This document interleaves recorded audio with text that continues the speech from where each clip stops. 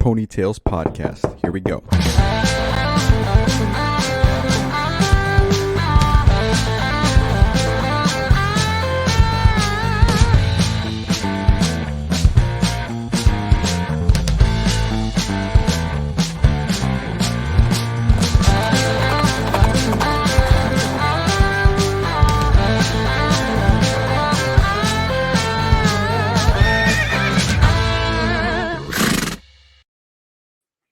What is up, everybody? Andres Gambo here for another episode of the Ponytails podcast. Whoop, whoop. My guest today is such a good friend of mine. I met her, back at a GRS. I think it was in 2016, or maybe it would have been 2014. I'm not exactly sure. She probably remembers better than I do. But it's Katerina Drnovská. I hope I got that right because this June European month continues, and I am just doing my best to get the names right. I had Simon on here. It's so hard. I mean, it's been difficult, but I'm learning and I'm expanding, and I'm so happy to have such an expansive alumni community because I've been getting to learn about different cultures and different languages. I'm learning all these cool things.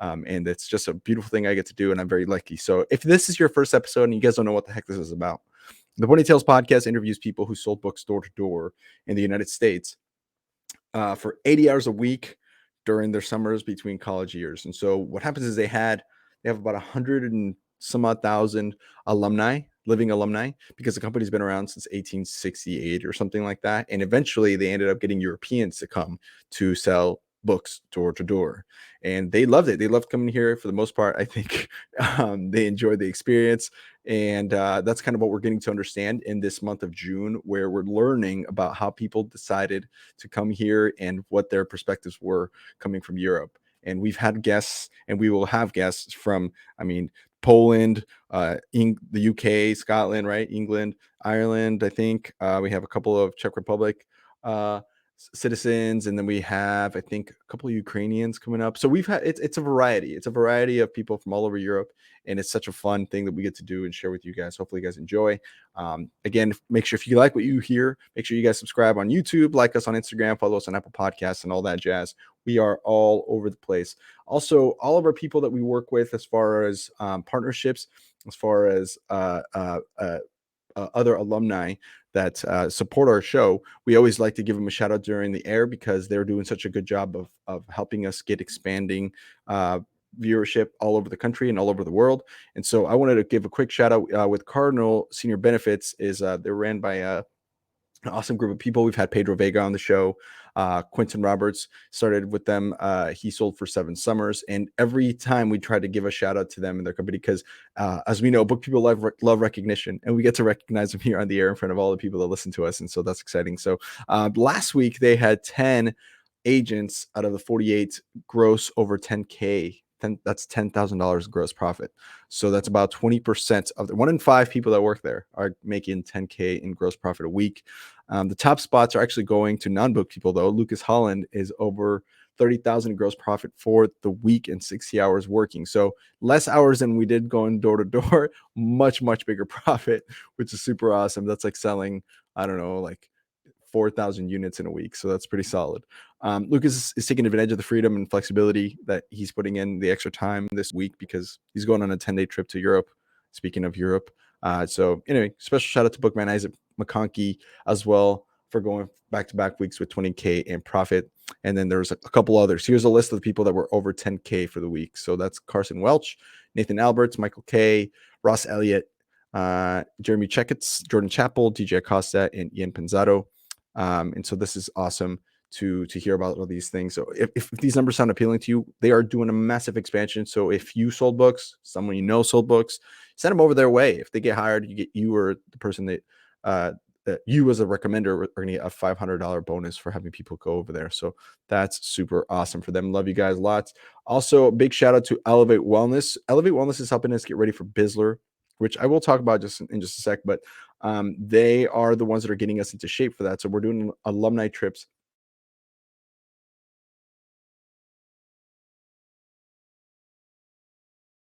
working with our team, and we are having a blast. So my wife is enjoying the fact that I'm getting into shape. She is enjoying the fact that I'm eating a lot healthier. And honestly, it's been such a cool blessing to have somebody hold me accountable to this. So if you're kind of like me, where you're not sure exactly what to get at the grocery store, you're not exactly sure what to do at the gym, you just wish somebody could just kind of like when you were selling books, they told you what to do and you just did it. And at the end of the summer, it worked. This is it. This is the place. So make sure you reach out to us. Elevate Wellness is helping us stay accountable. They're coaching us all the way through. I just had my meeting today with Noah. He's my coach, and I love it because I can kind of give him ideas, thoughts on what I'm doing, what's working, what's not working, and I can feel myself just getting a lot healthier. So make sure you reach out to us so you can elevate your life and your mind, and work with Seth and Zane and their teams. They're awesome, man. Elevate your body. Love them. So, and then last but not least, big shout out to Will Metscher. I mean, my favorite part about selling books, I think, my brother, when I recruited him, I was able to teach him things that he wasn't going to learn until maybe his 30s, 40s, and 50s. And he learned that super early on. And I think that was the most rewarding part. That might be for you as well. But that's actually what Will is getting to do right now. So he obviously he's working with Southwestern Consulting. You already know what that is if you're listening in, probably. But he's one of their best coaches, and he's hiring people to work with him. Every one of the coaches he works with has earned over 6 figures and built a really solid career, making a lasting impact like I was able to do for my brother. So if you guys are into that vibe of, if you remember that vibe of helping people reach their potential and stretch more, that would be kind of a place you want to go to work. We can refer you to Will. They are awesome. He is doing such a good job with him and his team. And so working with Will is a solid opportunity, maybe an opportunity of a lifetime. So make sure you reach out to us. We'll get you in touch with Will for that.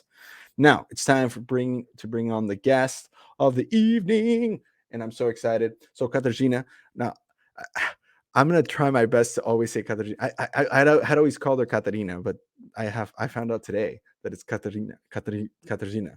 I'm doing my best here. So 5 summers that she sold. She started in 2015 and sold through 2019. She sold for the Highlanders organization, particularly the domination section of the Highlanders organization. She went to Mendel University in Brno, and that is in the Czech Republic, but she was born in Frenstadt pod Radostem. Hopefully I said that right. So let me bring you on the screen, girl. She was the number 26 experienced dealer in one of her summers, which was one of her goals, is to reach the superstar book and be in that. So she is a total badass right now. She is going to tell us a little bit about what she's up to and share some pony stories, hopefully. So let's see. Bringing you on the show. What up, girl? How's it going? How are you? It's good to see you. It's good to see you too, Andres. It's been a few years since we met, right? Yeah. Drinking at the bar, but yeah, I'm doing well. Quite busy all the time, but you know how Southwestern people never get bored. Yeah, we just keep finding ways to entertain ourselves and grow. Right. I I will say, and this is a disclaimer for anybody listening, there might be some choppiness just because we're coming with our European friends. Sometimes we're very lucky to be able to even have this conversation, over this medium. 20 years ago, this wouldn't be possible, but it is now. But nothing's perfect, and so if there's a connection cut or loss, just bear with us. There might be some technical difficulties here and there. There's some frozen screens or some delayed feeds or whatever. But either way, a wonderful conversation, I'm sure, to be had. So cheers to you. Cheers to you too. And then I'm drinking tequila. What are you drinking? I have a Czech wine. I was thinking to actually have Czech beer, but I decided to go for wine tonight. So cheers. Oh, Czech wine. Let's go. I love the Czech Republic. And we'll talk about the origin story and where you started a little bit later.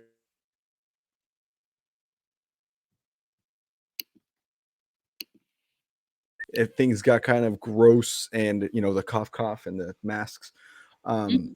So what have you been up to since 2019, since you left Southwestern?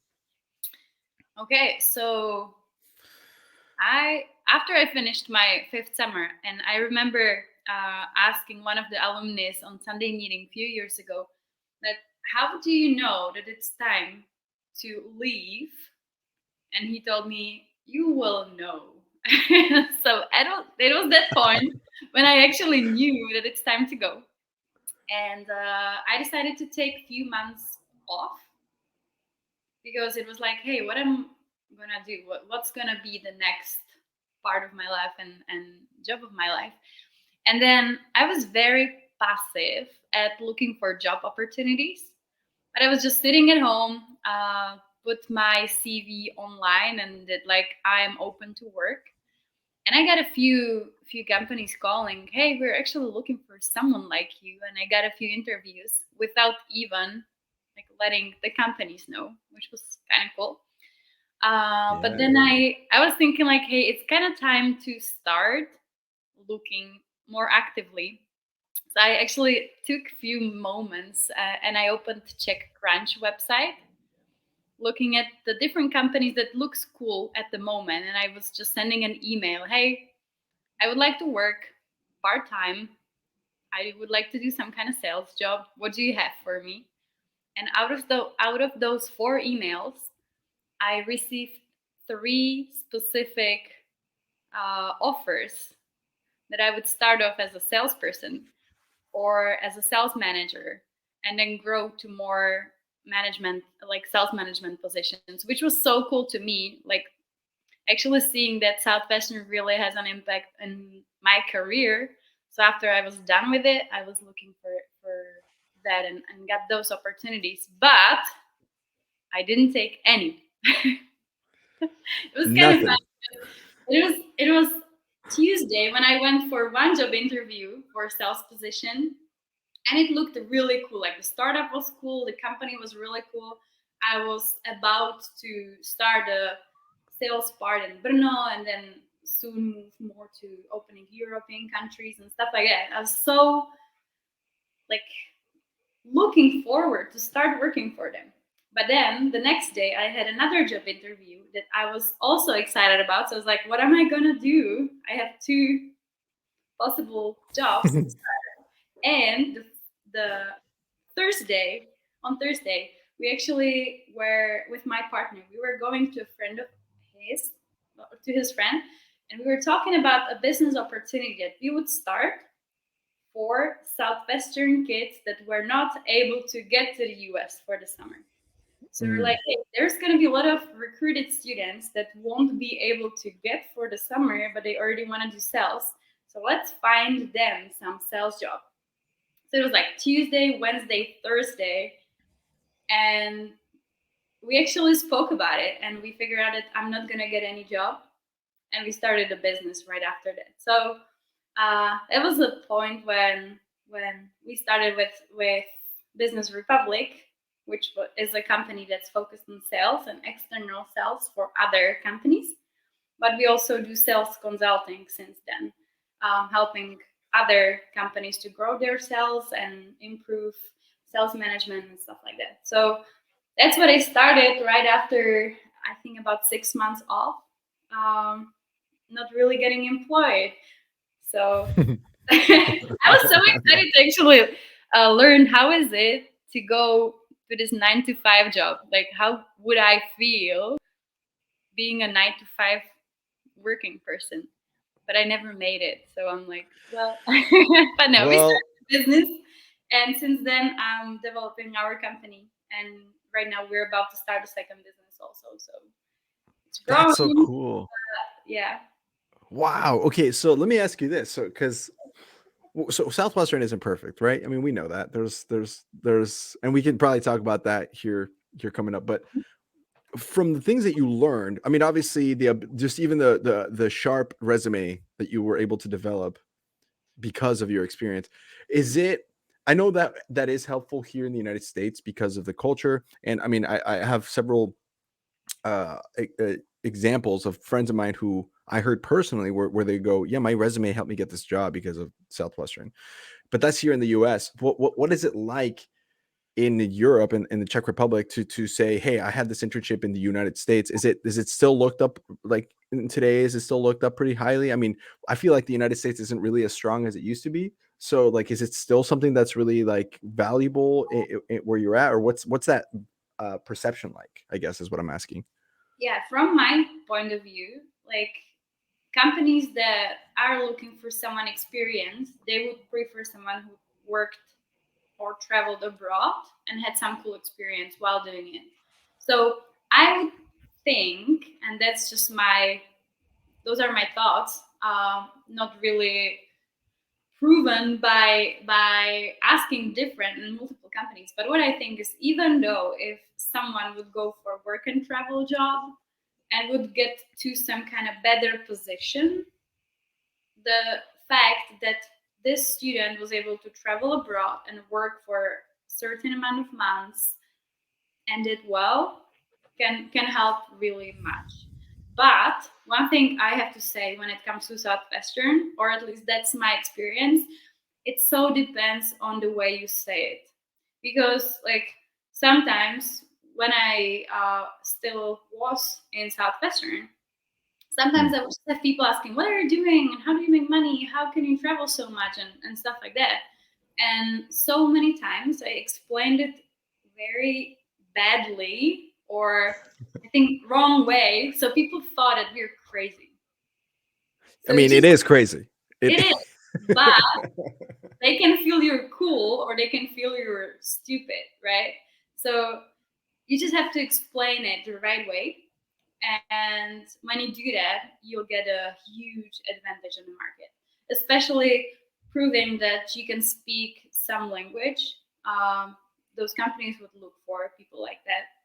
And in connection with sales, like right now, I don't know how it's in the US, but here, Czech companies are almost all of them are looking for salespeople, but quality salespeople. That there's just a few of those guys. So if you have sales experience, you traveled abroad, you know how to talk, and you know how to speak English, then you're good candidate, to be honest. I can say that for sure. Oh, we cut out for a second there. Okay, we're back. We're back. I think we're back.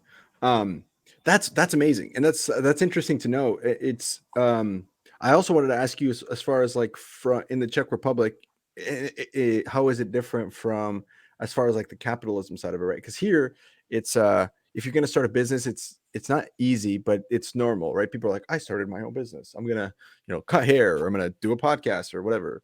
Is that in Colombia, for example, where I'm from?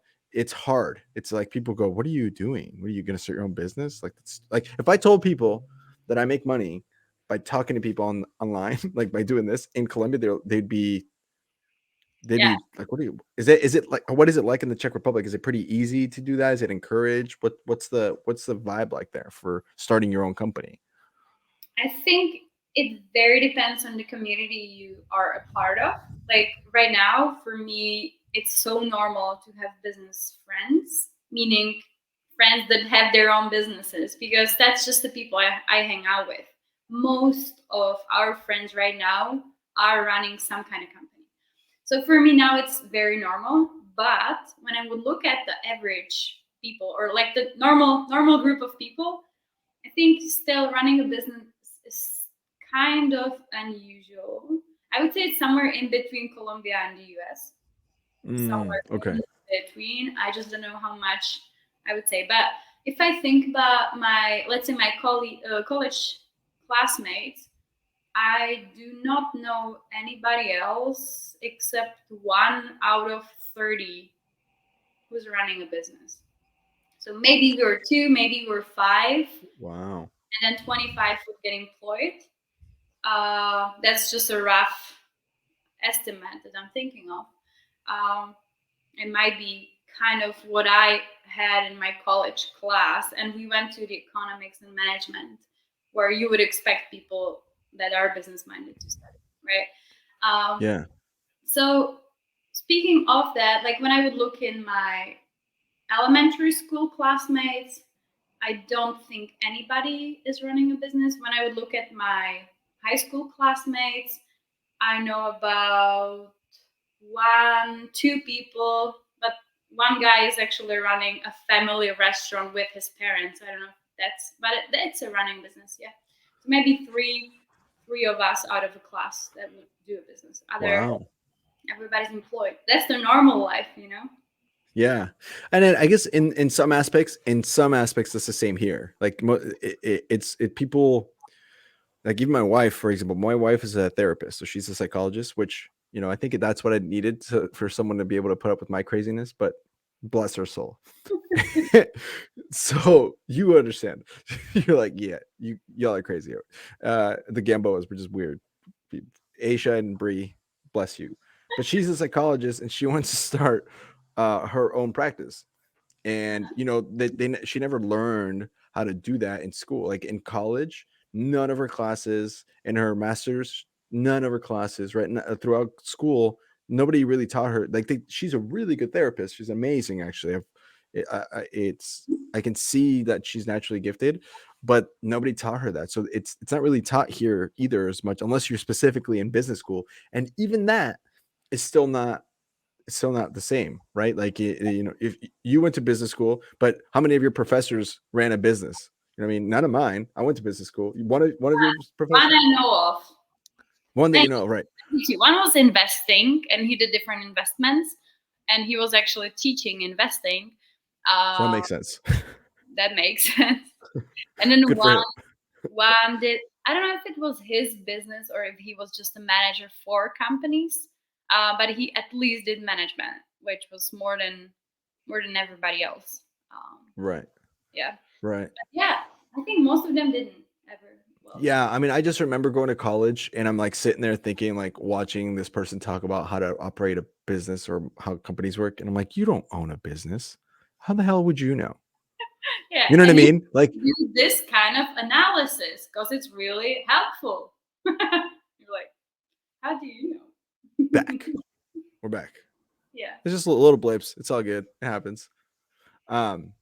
Yeah, you know what I mean? Like you're like, why would you? I learned more on advanced sales tapes about business or sales than you're teaching all semester. So like, Yeah. it's not really taught or encouraged, even though it's a capitalism, mecca, I guess, if you will, supposedly the United States. Like, it's strange. It's strange that like it's not as that, but and it sounds like it's kind of similar. So somewhere in between Colombia and there. Yeah, but I wanted to add one more thing to that. When you were saying that the teachers are speaking and talking about running business, I would kind of say that Southwestern is the same, because we were always taught that we are running our own business with Southwestern. But when it comes to the real business, oh gosh, No, it's not the same. really different game. It took me like a maybe year and a half to just kind of get through all those things, right? And now we're getting first employees full time, which is another story. And it's just like, oh goodness, that's just so It's different. wild. Yeah. Okay. So we could talk about this. I would actually like to pick your brain about this because we actually have had this conversation but I like the opinions of different people on the show before. Like for example, yeah, you know how to sell and you know the work ethic of how to run a business. So that's check. I know I can work 80 hours a week for this podcast, which is an LLC. It's a business. I know how to work like that. I can set my schedule, set my goals, all of that stuff. Check, check, check, check, check. Republic. Really good. Cool. but someone was like, hey, you need to start an LLC. Right. Or you need to make it. Right? And now, luckily for me, my mom and some other things that I experienced was like, I knew that. What I did not know well and how to do was the legal side of like, the tax information, oh my God, the accounting, the only thing you do for accounting is keep track of your expenses in Southwestern. When you're actually running a business, employees, 1099s and W2s and or here, at least that's what it is here. Yeah, but you guys have something similar where it's like, how do you tax this? How do you giving benefits to people? Yes, exactly. Like when it comes to that, yeah, I think you got frozen. Are you back? Or are We're back. Perfect. And we should be good. Yeah, the only marketing we ever, like the marketing side, only marketing we ever really did was a little bit on Facebook and then going door to door. That was the marketing. There was no like SEO or just online presence or none of that stuff. Like social media management, they don't teach any of that stuff, right? So you're right. You are absolutely yes. What have you learned on your own through that? You know what? One thing I actually had really hard times with learning was realizing that this always find a way attitude is not always a good one when it comes to business. Because what we always did was like, hey, here's a neighborhood or here's a town where you will be selling. Here are the books you will be selling. And now you go and do it. And that's the only thing you care about. But when it comes to business, like when you would just start doing something and keep doing it for days or months, you'll probably not do well. But like this keep fighting attitude sometimes just slows the business down. That's what I think. Like what I Interesting. it took so much time for me to learn, and that's when I'm grateful that I have a business partner that is experienced in business as well. Is when I would be like, oh, let's do it. Let's just, yeah, everybody has sales talk. Everybody knows how to do it. Everybody has a sales territory. Let's just do it. And let's meet in 5 hours. And they're like, no, we will meet in 30 minutes because we'll just start, we'll meet, get better, move on for another hour, get back together, and stuff like that, which it was actually the first few months when we actually had to do it because we were developing new um, sales approach here in the Czech Republic. But I was like, okay, let's do it. Let's do the numbers. Let's meet everybody. Let's just get it done. And then they were like, no, it's not going to work like that. And that was the time when I realized it's actually not going to work like that. And we are actually piloting this. It's going to be third pilot project. I think third pilot project for us when we are piloting some kind of sales approach. And the first thing that we did is that like, let's do an hour and a half and then let's talk about how it went and what we can improve right away so we don't waste another 3 hours. And we kept doing it, and it works. But in Southwestern, this was so different. Like, it's not like that at all. And so by the way, have you I'm so happy to talk to you about this because this is like, starting businesses and stuff and doing it, legitimately and business partners and with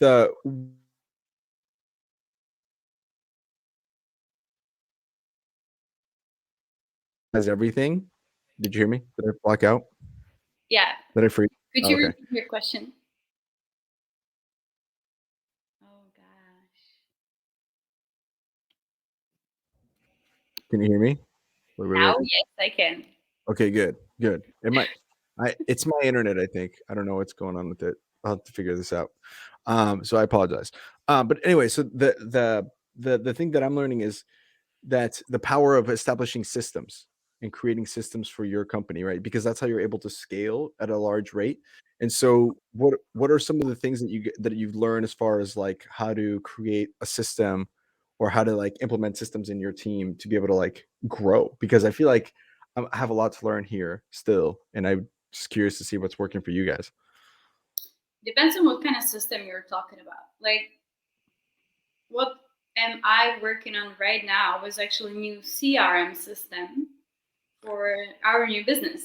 And I was actually putting a few points together so I can get consultations about how to develop a CRM system that will fit us right now at this point. But I'm looking ahead and I'm thinking, how's the company going to grow and what are we going to need while employing multiple people from different positions? So, like, that's one side. But I was just wondering, what kind of system are you talking about? Yeah. Or are you wondering about so I can be more specific? No, that's fair. That's fair. And that, for example, that's one right there where it's just like, all right, here's how we handle customers, right? Here's how we handle like in revenue. Here's what how we handle people coming in, how they get processed. For us, technically it's our sponsors, right? So how do we ensure that they're happy? How do we ensure that their needs are being met, that we are, right? So that's one. What about internally? Like, how do you do your how do you run your day to day? Or do you have like an executive team that how did you organize the business itself? Because there's different models, right? So are you guys, what have you found that works for you to organize? Is there, here's the leadership team and here's the rest of the people, or did you do it by departments? What's working for you guys? So it very depends on which stage of the business are we talking, because since we started our like first business idea, we had to change it like 5 different times already. So at every single point, we had to develop a new system that would work well. There's few things that I would like to mention. When we have a sales team, the big thing for us is the sales team's motivation and having some kind of specific structure that the sales guy or girl can go through and grow through. So we did different levels, like level 0, 1, 2, 3, 4, 5, and we were expecting different knowledge and product knowledge, as well as the sales knowledge that they would have to learn and prove us that they did that. And after proving us that they are on that level, we would just give them to the next level or give them next level tasks and stuff like that. So that was actually something we developed for highly motivated college students that we worked with, because that was the part of, or the group of people we were recruiting, right? So that's one thing. But now let's say the employees we have in the moment is people who are doing phone approaching full time. Oh, And it's a we whole get different thing. three people every single day sitting with the phone and just phone approaching for salespeople that we have. Right. And when Yeah. it comes to employees of this kind, it's just so different. So they won't really get motivated as the salespeople. So you have to think about how to motivate them. So that's one thing we always think about, like who are we working with and what are their motivators. So we will just figure it out and how to make it cool for them. Other than that, Oh. we're very keen on statistics. And that's not what I brought from Southwestern. It was a part of, but I was like a baby in statistics when it comes to comparison with my business partner, because he worked for a corporate company from the US that had really strict statistics and so much reporting. So he knows about that, and we were working on how to make a system so everybody can take very deep stats, so we can work with that. And the only thing we as managers have to do is look through stats and you see everything. So when it comes to people on the phone, we would just have hours when they were calling. We have a number of phone numbers they dialed. We have the number of numbers that were not existing, that were with not specified or not the right person. The numbers when they just took time and they needed another call, and those who rejected, those who were open to talk but later, and stuff like that. So we have very, very, very strict and clear statistic, so we can always see how they spent their time. So that's when it comes to employees like that, and they're mainly motivated by helping us. So when it comes to the system, I always try to have the sales team come back to the office and share when they sold something and when they did well, because those phone approachers actually took the first step. So Yeah. that's like, again, the motivation, but it's again different. And then other systems that I would This talk is so about. good. I'm learning so much right here. I'm like taking notes. I'm like, all right, hang on. One thing I always suggest to people is to use a tool like Trello. I don't know if you ever heard about it. Yes. Yeah, it's very, very simple project management thing. Yeah. So We you have use the Asana, but yeah, it's Asana, a yeah. yeah. Works So amazing. yeah, it's perfect. So when I have back office, I always, one thing that we established is like, I'm going to call you anytime, or I'm going to send you voice message that I need something. It can be Saturday, 11 p.m. I'm just going to send you all the voice messages, and you have to put it in Trello and take care that it's going to work out and put deadlines on it. So that's another thing. Like, it always depends whether you're talking about project management, people management, motivation, whether you're talking about business planning. It's always different. But the good Yeah. thing we have is two people. We're both used to completely different systems. When in Southwestern, we were just like you're gonna do it this way, you're gonna say this thing to this many people, and it's gonna work out. When comparison with what my partner knows is just completely different thing. So we just go and always talk about it and figure out the best way to run it or to establish system. Yeah, this is fascinating. You are Kind you are you are brilliant. You are brilliant. of- You're doing great. No wonder you're onto your second company and succeeding. This is so cool. One thing that we do that we really focus on, and this, you didn't ask for this, but just you made me think of this, is a couple things. One, our meeting rhythms. So like our meetings and how we execute meetings. I'm really trying to hone in on that with our company, where it's just like this is what we have to continue to do, to like to really push, so that way it avoids other dumb meetings, right? Because people waste time doing meetings and hangouts and Zooms and whatever, where it's like, no, if we're all here at the same and we organize in such a way that it like kind of runs smoothly. And so it's still I mean, we're still learning, right? But that's something that was huge for us. And then the second thing really was just really automatic, like really good delegation. So my team has complete autonomy. For example, Nick is in charge of our sponsors and jockeys, right? Now, it doesn't mean I'm not involved at all. I am, but it just means that he's just so good at doing what he's doing that I just go, okay, go. And if you think it's a good decision, I trust your decision because you're smart at this, go.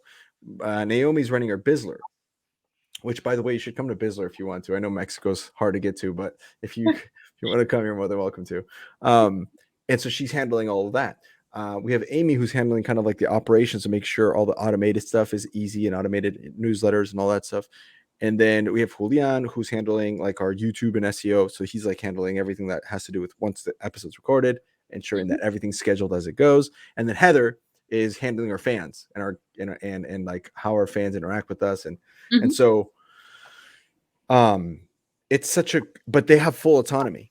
And that's something that really worked out for us. It's just like, if you make a mistake, good, make the mistake, learn from it and move forward, because I can't afford to hire someone new to learn this. Right. Like, but just tell me what you're doing. Then we meet back up and figure out how to make it more efficient between all of us. And then back to work. And so the goal that I have set for our group is like this. If we all stopped working for 1 week and then left it for 6 other people to run this based on the systems that we've created, it would just continue without us just fine. That's the goal. Now we're not there, but that's the idea, is that like we're leaving it so that the systems are so well in place that everything that we do, every aspect of the thing, CRM, right, project management, business model, right, all of it, if we just stopped and just left it, it would continue to run like we weren't even there. And that's a high goal, but they're rising to the occasion. And it's so cool to see, isn't it, when your team steps up and like things start working? Oh, yeah. Shout out to all you guys. I love you. It's true. One thing that also I was not really convinced that we should care much about was how to name files and stuff like that. Because for me, it's always a mess, right? I always just put files and I know where to find it and I know how to look for it. And there's not much logic in the names and stuff like that. I just always remember how I named it and when I did it and stuff like that. But when it comes to shared, let's say something like a Google Drive, there has to be logic. And I spent so much time reorganizing everything so anybody can find it. It took so much time to just kind of figure it out. And now, since we're establishing the second business, we're at the same point when I have to reorganize all the files so there's logic in it. But yeah, naming it, saving it to the right spot, and then people can understand the process. Also, having all the processes written, like the basic ones. So whenever we had a new employee, the they task just watch it. Like write down what you're doing, write down step by step. So if anything, you would have to give it to somebody else. Just give them this little sheet when it's all described. It's kind of funny now, because since we pretty much 5 times reorganized everything, we have so many processes described and done, and we're not using them in the moment. But it's just part of it. We can always take it, copy it, and use it somewhere else because it's already worked well. Remind me to share this with you. It's called the Playbook. Okay. There's a guy on YouTube that I've watched, and I learned this from another company I worked with, not Southwestern, but it was like this dude that had this concept, and it's on YouTube, and he explains it. Oh,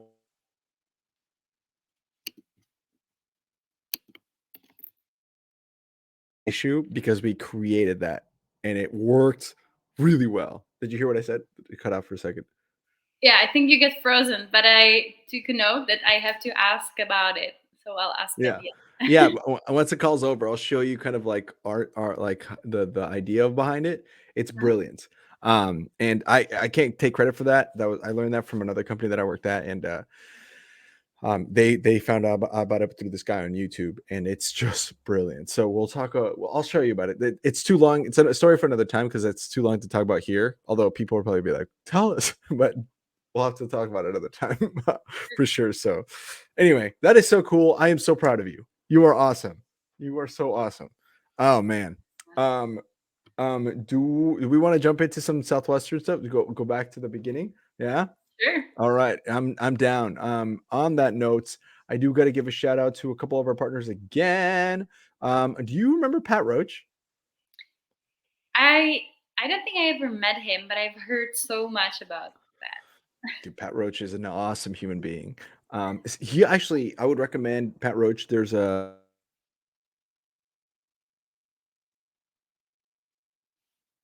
Okay, it seems like I'm frozen. oh, we So froze. yes. We back? We Could back? you repeat? Yes. Yeah, no, yeah, we did a derby meeting, which is when we have our jockeys together, our sponsors together, jockeys, and we have them share like some business wisdom. And he talked about there's like a whole one that actually all of our jockeys had really good insight, but they talked about how to create a company culture. Man, it's so good. He's so good at it. Um, so I definitely would recommend that. But anyway, yeah, so we're in part brought to you by Southwestern Real Estate. So that was started by Pat Roach.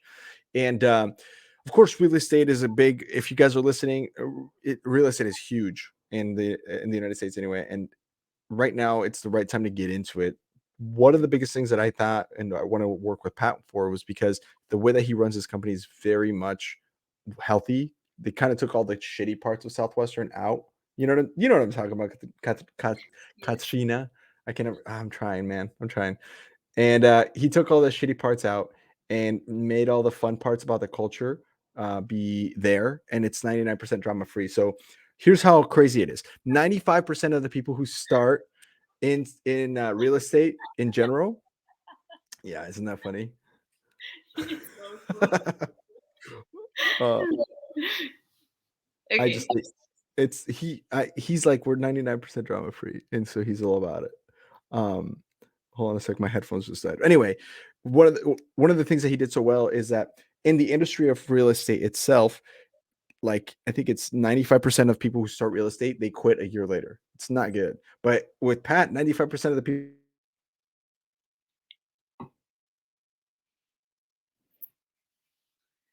Oh More goodness. about.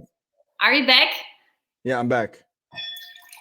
Ooh. Yeah. They become experts in the field. If I don't know how choppy this is going to be or not, but again, Southwestern Real Estate is looking for people who have sales experience, who are interested in the real estate model, who are interested in helping people find their home, and more importantly, have no drama at work. Because as we know, nobody wants that drama. Ain't nobody want that drama at work. So that's all there is to that. We are also brought to you by Thought Leader and Dillon Barr at Thought Leader. Dillon is a good buddy of mine. Did you ever meet Dillon? He's a What's his little name? redhead. Dillon Barr. He's like a redhead, hilarious, goofy man. He's the goofiest man I've ever met. The funniest dude. Dillon Barr, Thought Leader. Their company is helping people land TEDx talks, which is exciting. We're about to have Fido on the show, or we had Fido on the show back in May, and he launched his talk. So basically, what their company does is helps people do their TEDx. You know, the red dot. Mhm. Yeah, it's awesome. And so anyway, the roles that they're hiring for are two different roles. One is a phoning role where they're calling people warm leads who are interested in doing that, and you qualify the leads and set them up for the enrollment specialist. The SDR, which is the phoning role, is going to pay anywhere between 50 to 70,000. That's if you kind of had some sales experience. Maybe you sold one summer, maybe you sold two. that you just kind of want to grow in that. That's where you want to do. The second role is the enrollment specialist. That's if you had a little bit more experience. It's a little more high demand, but you are calling people who are already set up for you. You don't, the sit downs are already set. All you got to do is call them and close them and make sure that they are able to do their TED talk. And so that's super exciting. If you want, and if you're interested, it's high demand. It's a really high caliber job. So we're looking for really top shelf people. If you're interested, call Dillon or email Dillon Barr. That's db@thought-leader.com, db@thought-leader.com. Thank you for coming to my TED Talk. And then lastly, one more time, I'm going to give a quick shout out to Cardinal, and they are crushing it in their business right now.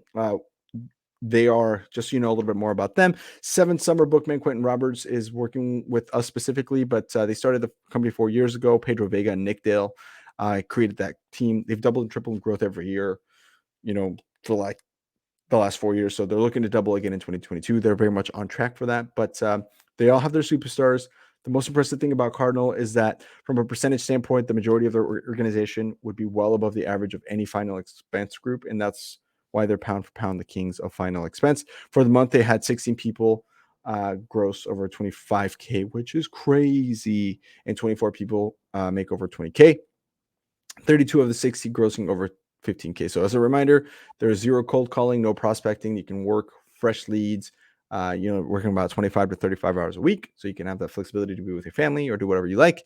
And they're doing a heavy push for recruiting. You get a $500 referral bonus. If you sold books or if you send someone in and they get recruited, you get $500 for the referral. So reach out to us. Yeah. Love you guys. Cardinal Senior Benefits. They're awesome. Yeah, it's such a cool company. So anyway, all right. Now we're going to wind the clocks back. Maybe. Andres, No. are you back? Look, I'm back.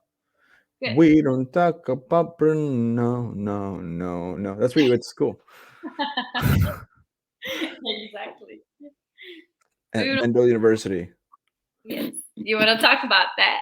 Let's talk about that. All right. So hold on. Let's go wind the clocks back. You're sitting in the Czech Republic in Brno and Mendel University or wherever, and some jerk comes up to you and says, "Hey, what are you doing next summer? How did you get into Southwestern?" Yes.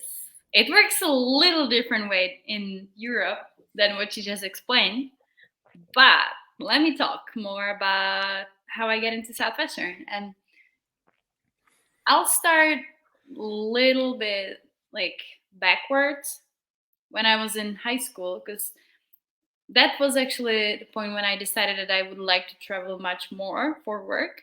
And that was the first point and the first step that I did while having 17 years and studying high school. So, to start off with, I was always in a family of mom that was employed and father that did business. And when it came to my parents, my mom was always like, "Hey, Dad, when are you going to start working for somebody else?" And he was always like, "No, I'm going to do my business." And they always kept having those arguments. But as I was growing up, I spent so much time in my father's business. And I was like, well, at some point in my life, I'll start my own company because that's just how I want my life to be.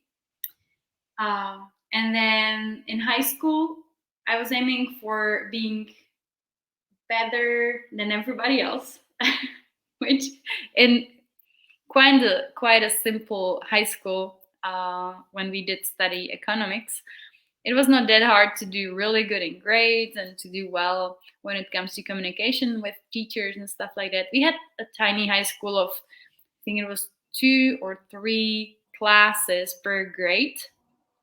So just a tiny class or tiny school, right?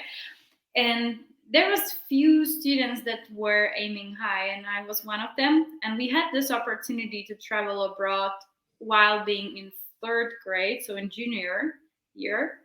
And we were able to sign up for this internship paid by European Union, where you would just go somewhere for a month They would take care of your recommendation. They would take care of your workplace. They would help you with preparation when it comes to language and everything that you need to expect. So I took that and I signed up for it, and they were picking out of 7 students, 5 who would participate. And I decided that I'm going to make it. So I did. It was the first month abroad, living in Spain, having so much time hanging out, not working so hard, because in Spain, mañana is the answer to everything. I learned that. And sometimes I came to work and it was still closed. And then my manager told me, like, well, you just do this one task and then you can go home. And there was not much to do. But anyways, I learned how to be more independent and how to do stuff by myself in a different country, which was a great experience. And then when I came to college, it was more about what can I do to be different than the average student that's in the school. So I started looking for something, but as I am a very expressive person, not really organized, it was spring and I still didn't know what am I going to do for the summer. I was like, well, we're in April. I think I should probably look for something. Because we have 2 months to go and that's it. So I started looking for different jobs, for summer jobs, and it was not cool at all. But then I remember scrolling on Facebook, just wasting my time. And on Facebook, there was this, in my school group, there was this questionnaire asking, do you want to learn how to run your own business in America? I was like, Boom. oh, sure. Internship for summers, for college students. And there was this huge explanation of what Southwestern is like. I didn't understand that text. Like, it was in English and I didn't get what's in there. I just read business in America for college students. And then there was the questionnaire to fill in your information. So I just barely understood what am I signing up for. And I filled in my contact information. And that's when Dominica called me the day after whether I would like to go for an interview. So that's how I got to Info Session. Dominica was the one that called you? Well, Dominica was my manager. Oh, yeah. Yeah, I do remember this. Okay, I think I knew this. Again, we don't do any pre-pros for this, so I'm like learning about this for the first time. This is so fun. She's awesome. I love her. She's great. Yeah, but the thing is that That's crazy. I barely understood what am I signing up for. I was like, let's do it. It sounds interesting. Let's figure out what's that. USA business? Yeah. They didn't tell you about the door-to-door part and the 8 hours a week and the dogs peeing on your bag. None of that. Okay. Well, she explained it on the interview, but to the not the interview, but to the info session, it was only me coming. So I came to the university and she did the info session only for myself, speaking in English. And also, I didn't really understand much, but I kind of got this 80 hours a week. I saw the CV part. She was showing me CV and I had to read somebody's CV out loud. So I was like, hoo, that sounds cool. She spoke about experience. She spoke about traveling. So I was like, sign me up. And that's how I went through interviews. And then we switched to Czech language. So I understood the rest of it. It was like, nice. I was so unorganized at that point of my life. And I thought that everything's gonna happen just because it's me. So I was like, sure, let's do it. And when I had my first interview and we got the homework to get done, I did like 10% of it. And somehow it was at a point when she was open to recruit anyone because she just needed more people, or at least that's what I'm thinking. Because I didn't make any homework that I was supposed to, or almost nothing. I didn't call anybody that I should have called at that point. Like, you know how call those students that did this before. I didn't. Nothing. And somehow I was like, it's just gonna work out because it's me. I'm cool. I'll do well. I always do well. So it's just gonna work out. I'm the best. Yeah. And what was actually funny was that it was my second interview, I think. And she told me, we have this laser game tomorrow. So come join the team so you can meet everybody who's coming already. So I came to this laser game and she said, well, if you will win, you won't need the final interview. You will be already a part of the team if you will win this laser game. I was like, sure, Wow. let's do it. I was second. I worked really hard on that, but it was kind of funny. And then it was the 1st of April 2015 when she was like, okay, let's meet tomorrow. And I came in a hoodie. I was like, okay, I'm just going for another meeting with Dominika. She's cool. And it turned out that it was the final interview. Oh shit. All right. You're just in sweats. Just like, Somehow it was kind of funny because she was getting into the closing part, asking whether I have any sicknesses, whether I can work as hard, whether I spoke to my parents. I did to my father. I didn't to my mom at that stage. She's like, oh shit. "Dad, I would like to go." He's like, sure, let's do it. But I didn't anything about Southwestern. And then she was like, okay, so I'm thinking you did this, you did this, your essay is kind of okay, you're speaking like this, but you know what, Kate? I don't think it's gonna work out this summer. I was like, what? Uh-oh. Uh-oh. And on the 1st of April, I don't know how it's in the US, but in the Czech Republic, it's the joking day where you make fun of everybody. Yeah, April Fools. Yeah. So she was like, well, yeah, this year, welcome to the team. Oh, cool. It was almost first time in my life that I would get rejected for something. Because before, I always got admitted. I always got chosen for anything. Right. I always was participating in everything that was offered to me. So this would be the first experience that I wouldn't, but it ended up that it was a joke. Great. Now you hadn't experienced rejection yet, but boy, were you were you about to experience some rejection coming up? Holy cow. Oh, you know what was actually very funny to me was like somebody asked me, what are you gonna do? And I was like, sure, I'm just gonna go to the United States. I'm gonna sell those books. What kind of books? Just books. It's the math books. It's books. And then everybody was like, well, but do you know how to sell? And I was like, no, I never sold anything, but I'll do well at this. I'll just do well. And I was just so like convinced that I will do well just because it's me. So my first summer was very hard. It was really, really tough summer. But I'll just put some more information to that. After my interview, my mom actually got to know what I'm gonna do. Which oh shit. was very difficult. It was very difficult. Because at that point she was like, no, you will never ever do door-to-door sales. No, you're not going. And it would be okay because I was decided I was about to go and she could do whatever. I was about to go. But I didn't have any money. And when it comes to European students, you have to have pretty good savings in order to get your visa and in order to get your flight tickets and everything taken care of. So I didn't have almost anything to pay it with.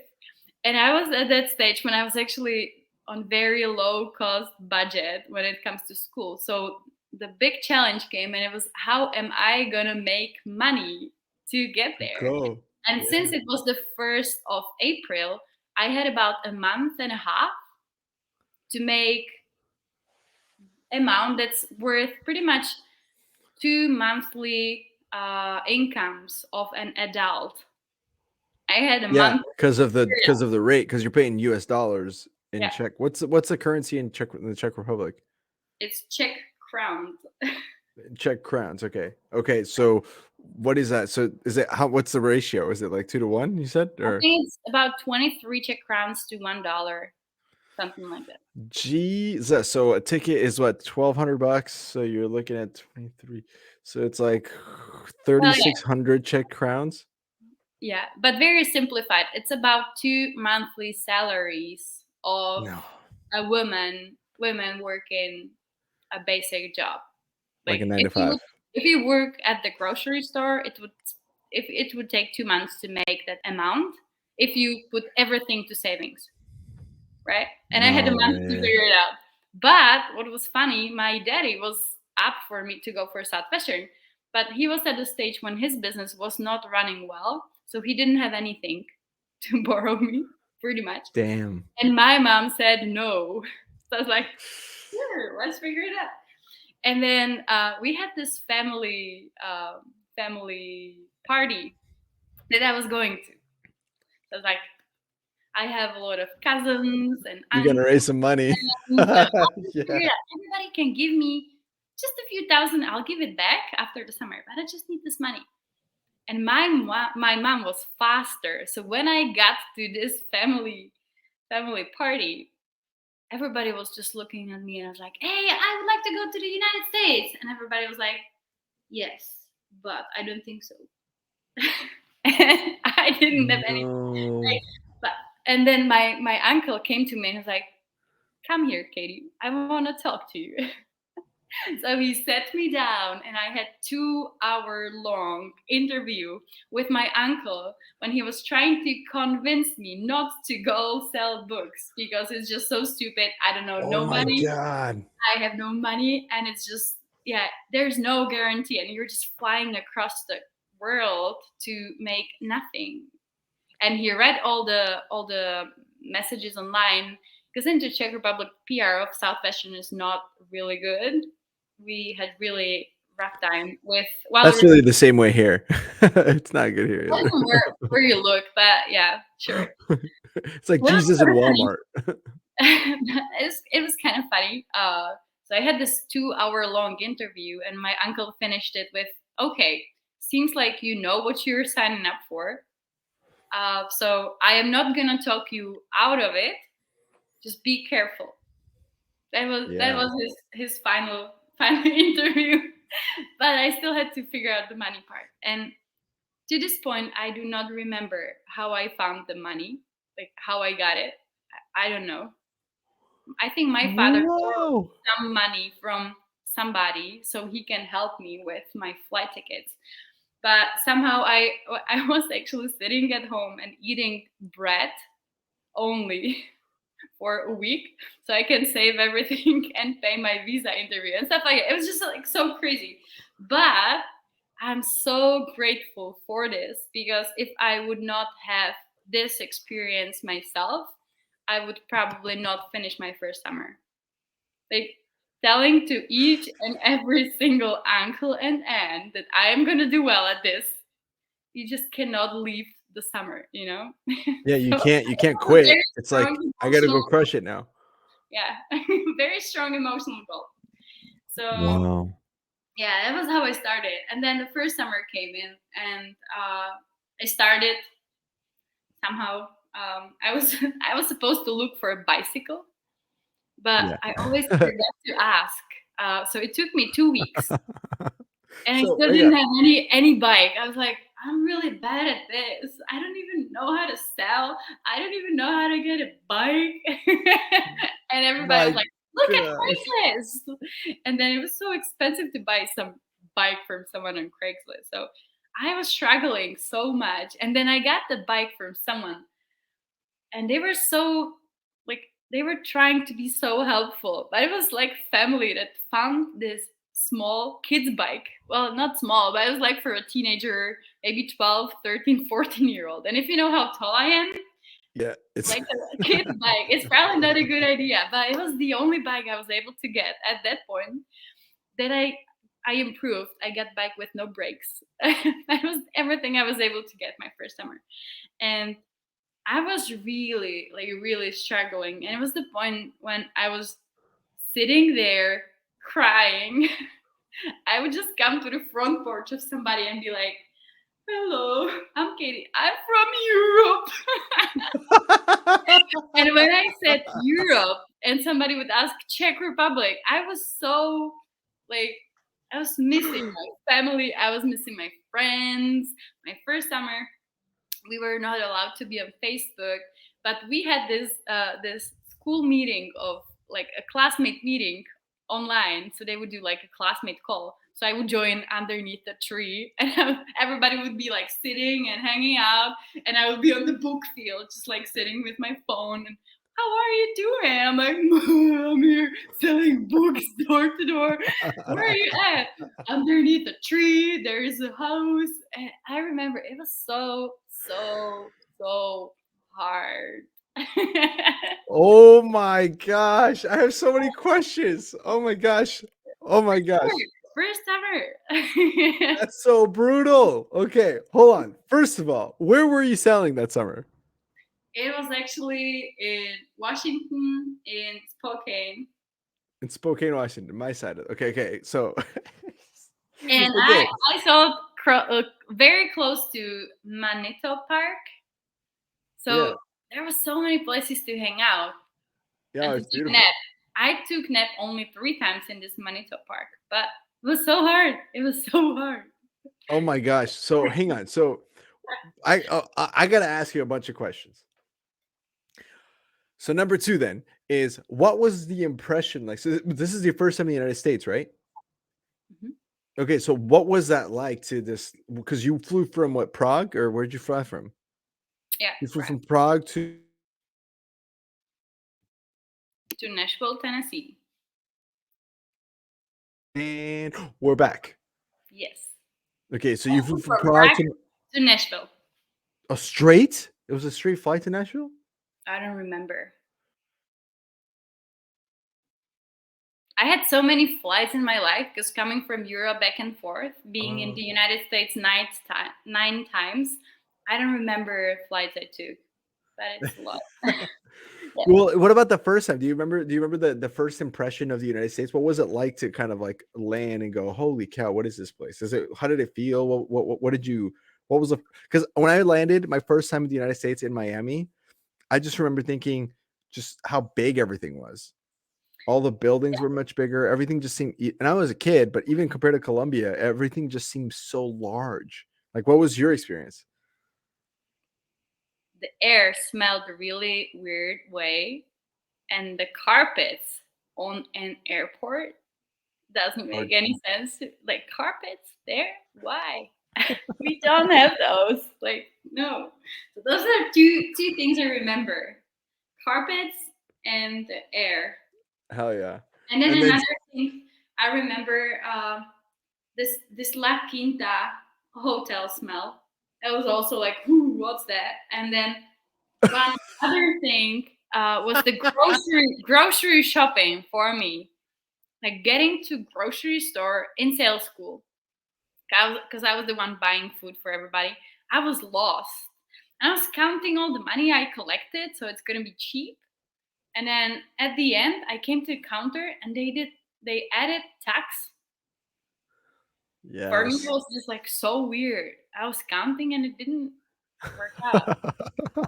We have tax included in all the prices for people, right? So those were first few things, and then the big packages and the fat people, and then like driving on something like a motorcycle, but as a like in the store, like what's that? So Oh my god. Yeah, like the mopeds that like disabled people are yeah, yikes. Oh man. and then another thing, feeling sugar in a bread.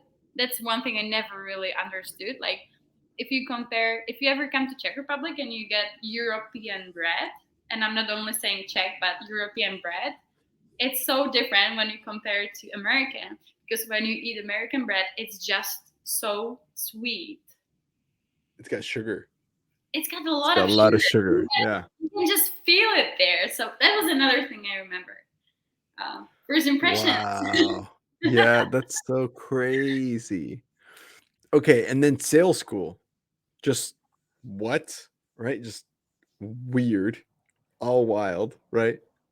What I was that was experience? I feel like I was ready for it.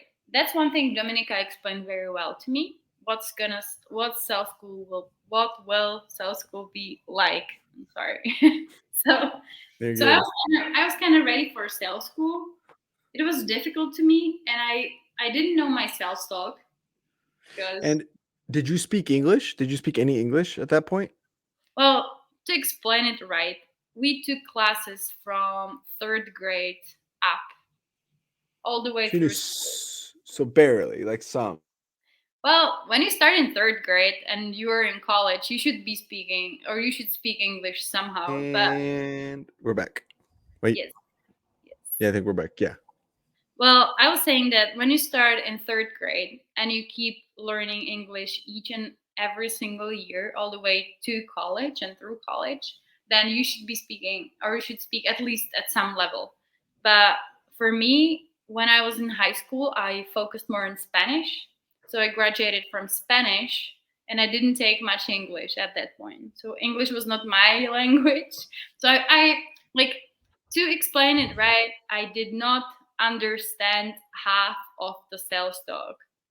It was memorized by heart. I didn't know what am I saying. I was just like, and I never came to idea like let's translate what I'm saying. I No, didn't. I you was just said like, it. let's just learn it, and I'm saying, and I didn't know what am I saying. You know, it was kind of funny, but you have that's to that's say so wild. or word, and it's more simple when you just memorize it. Oh, that's so wild. Oh my gosh. Oh And my gosh. when people would ask questions while selling, I didn't know how to answer it, so I would try my hands and my feet, and then I would just continue with sales talk because I didn't understand it. Wow. No objections. I don't know. That's so bananas, man. And It's so then there's the drive from Nashville to Washington. Or did you fly out there? How did we fly. you Yeah, we always fly. because you don't have a car. Because you don't have a car. Yeah, Right. Right. And then oh wow. What a trip. it's funny. Gee. Yeah, You know, cherish. Like what were some did I break up there? yeah. Could you Oh. repeat? Yeah, no, it's fine. Yeah. What were some of those experiences from your first summer that you really like remember? You know, because the summer goes on, so you went took a nap a couple times, you were crying, missing your friends. How did you decide to like continue it, and how did it end up? So let's fast forward. Now we're in late August, September. You guys go till September, right? Or no? Yeah, September. Yeah. Yeah, So how? I have. This was actually the most influential part of my life, I would say. First summer, it was like, here you Just go, girl. It's not gonna be so easy in life. So, as I explained it, right? You know, my expectations were kind of different than the reality on book field. So, few things I remember. I kind of try to delete most of the emotions I went through. I remember a few, and I remember because as a very social person, one thing that was very important to me every single year was my birthday.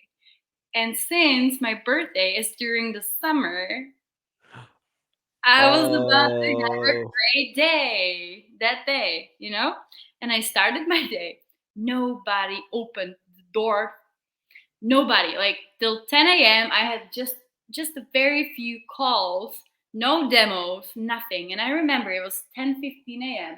when there was a lady inside of her house with this how it's called, the front door, but looking more like it was locked front door. She was just like behind it, and she was not even willing to open the door to me. So I was like, hey, what's up? It's she my was an birthday. And she was just, HBH. yeah. Well, not really hiding. She was there and she was just like, well, I'm not interested. So I moved on and I kept moving and nobody answered the door to me. I was like, what's happening? It's my birthday. You should be home. So I sat down and I took some break, and it was like, "Oh, it's gonna get better." I ate my sandwich and I moved on. And it was like that throughout the whole day. I had very few demos. I did really badly that day, and I spent so much time sitting there and crying on the pavement, just sitting there and On your crying. Like, birthday? what am I doing here? Right, yeah. And then I would come to some lady and start with this, "Hi, I'm from Europe." And she would let me sit on her front porch for 20 or 30 minutes just to cry. And I would just move on. I didn't sell anything that day. It was a 0 day. My 20th birthday, 0 day on the book field. Nobody liked me. Nobody wanted to talk to me. It was so bad. But in the end, I actually got to my bicycle that I parked at somebody's back porch, or not porch, but somewhere in the garden. And I got to my car, and there was this little gift.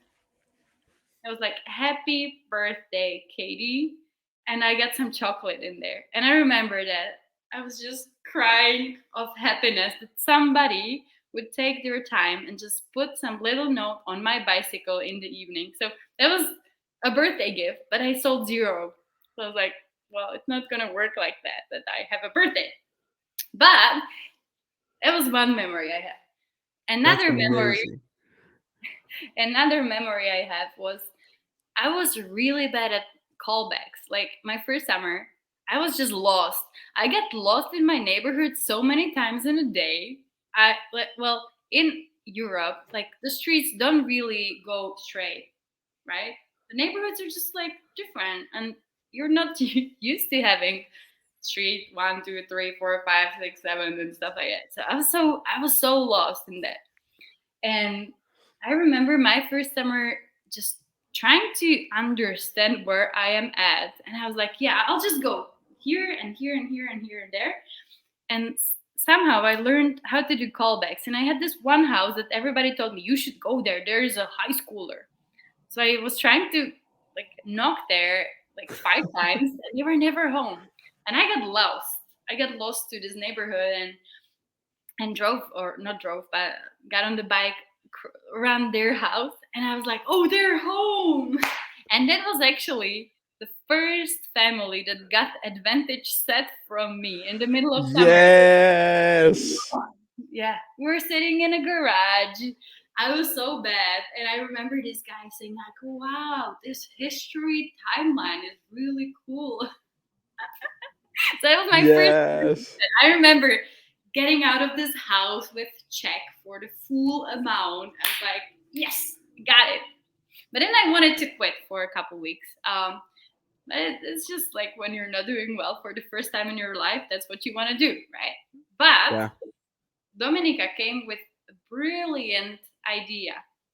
And she was like, there's Veronica looking like a top first year, working really hard, very organized, very analytical, doing everything she's supposed to, about 35 demos a day. I was at 15, and I felt like I cannot do more. Like I was doing my best. Right. And she was like, okay, Kate, you're gonna follow Veronica for the day. So you'll see how it goes and how it's done. So I got my first follow day with Veronica first year. And we got to the car that she drove. We got to the neighborhood that she was at. And we started working like right on time. I was like, well, I usually take a break by now. I just got to my there in 5 minutes. And she was like, hopped off the car and started knocking. And she's like, 1, 2, 3, 4, 5. And she was doing this like, I need to do 5 demos this period. And she was just crazy about the demos. I was like, what's that? And I started being Wow. hungry. I was like, well, it's time for a little, it's start for a little break because I'm hungry. And she was like, no, we still didn't get our demos.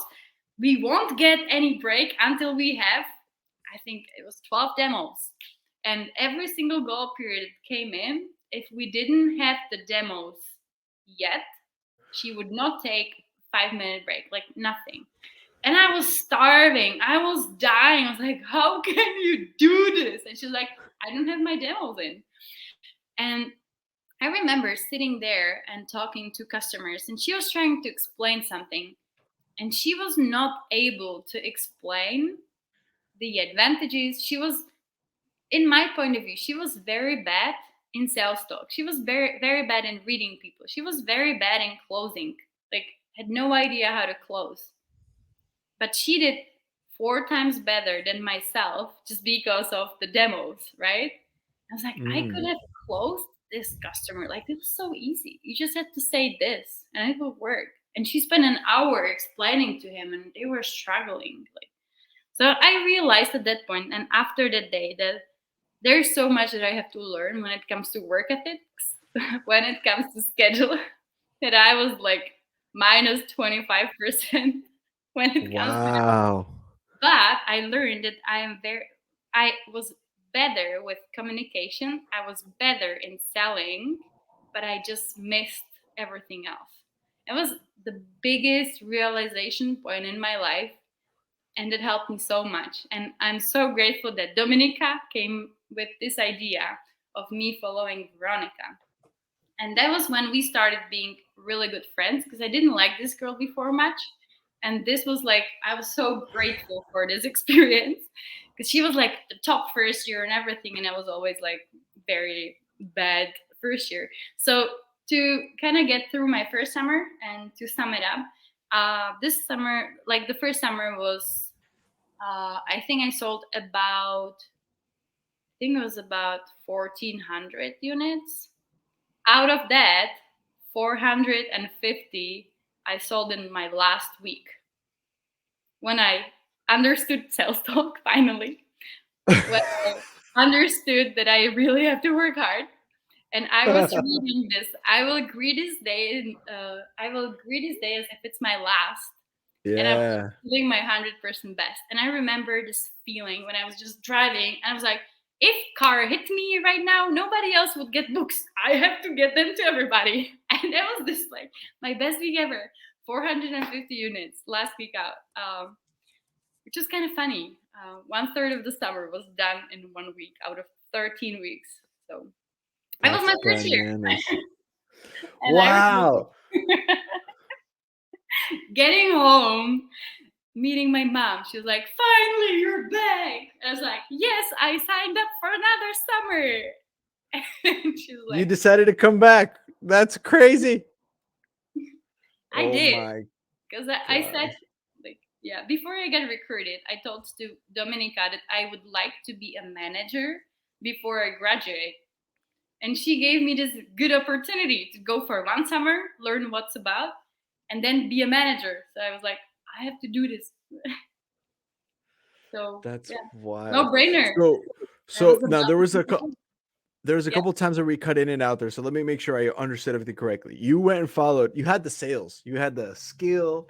You were like, I know how to do this. But you needed to work on the work ethic. And Veronica was just like so strict with the demos and the schedule that once you kind of put that together, boom, really had a solid end. And then you were like, I need to go teach people how to do this. yeah. And But so I now just you wanted wanted to to be a come back. manager. Yeah, I was not like I want to teach people. I wanted to have this management position because it was my plan. You know, Right. like So, I am okay. studying economics and management, so I have to have manager's position before I graduate. That was a goal.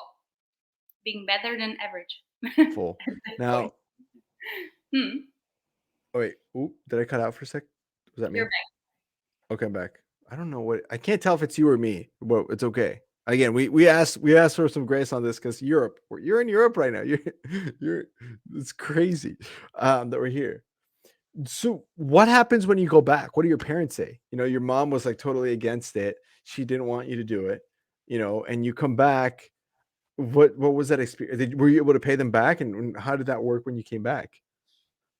Yeah, since I sold just about 1,400 units, I was not able to pay back everything.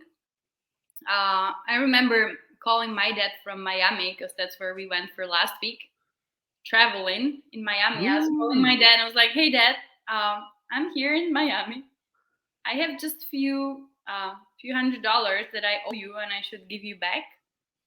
So I was wondering whether it's okay if I give it to if I give it back to you a year later after I make them, or whether I should just stick on a strict schedule and just kind of travel very like minimally and just walk around, not get a car, and just kind of save money and go to the beach. That's it. It was like, well, you know what? It's the only time when you're gonna go to Miami, and just enjoy it, and you'll pay me back later. So that was one thing I remember, and I think I don't know how I paid my flight tickets the next year. I don't know. Maybe somehow residual income, but it was I very was gonna bad. say residuals. Maybe residuals would pay my flight tickets, but somehow I made it again. But yeah, I didn't make any money that year. But your second summer, boom. Well, I think I sold 2,500, which is not that boom boom, but It's somehow I made growth. it. I paid my expenses. I paid my money back to my father, and I was able to live out of it somehow throughout a year, because that's when my dad had hard times paying us as students, like as kids, and give us our pocket money. So I was like, well, you don't give me pocket money, I'll take care of myself. So I was working and kind of using this summer money to pay through the year. So I gave him back this like, don't worry about me, I'll figure it out somehow, because you helped me before. So that was my second summer.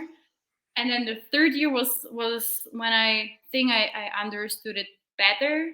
I think I sold 3,600, but I don't know. I don't remember. But it got better somehow. And then the fourth year was the best one. It was I fun. lost you for a sec. Yeah, that was when you were number 26. Yeah, The my fourth fourth. year. Okay. Damn.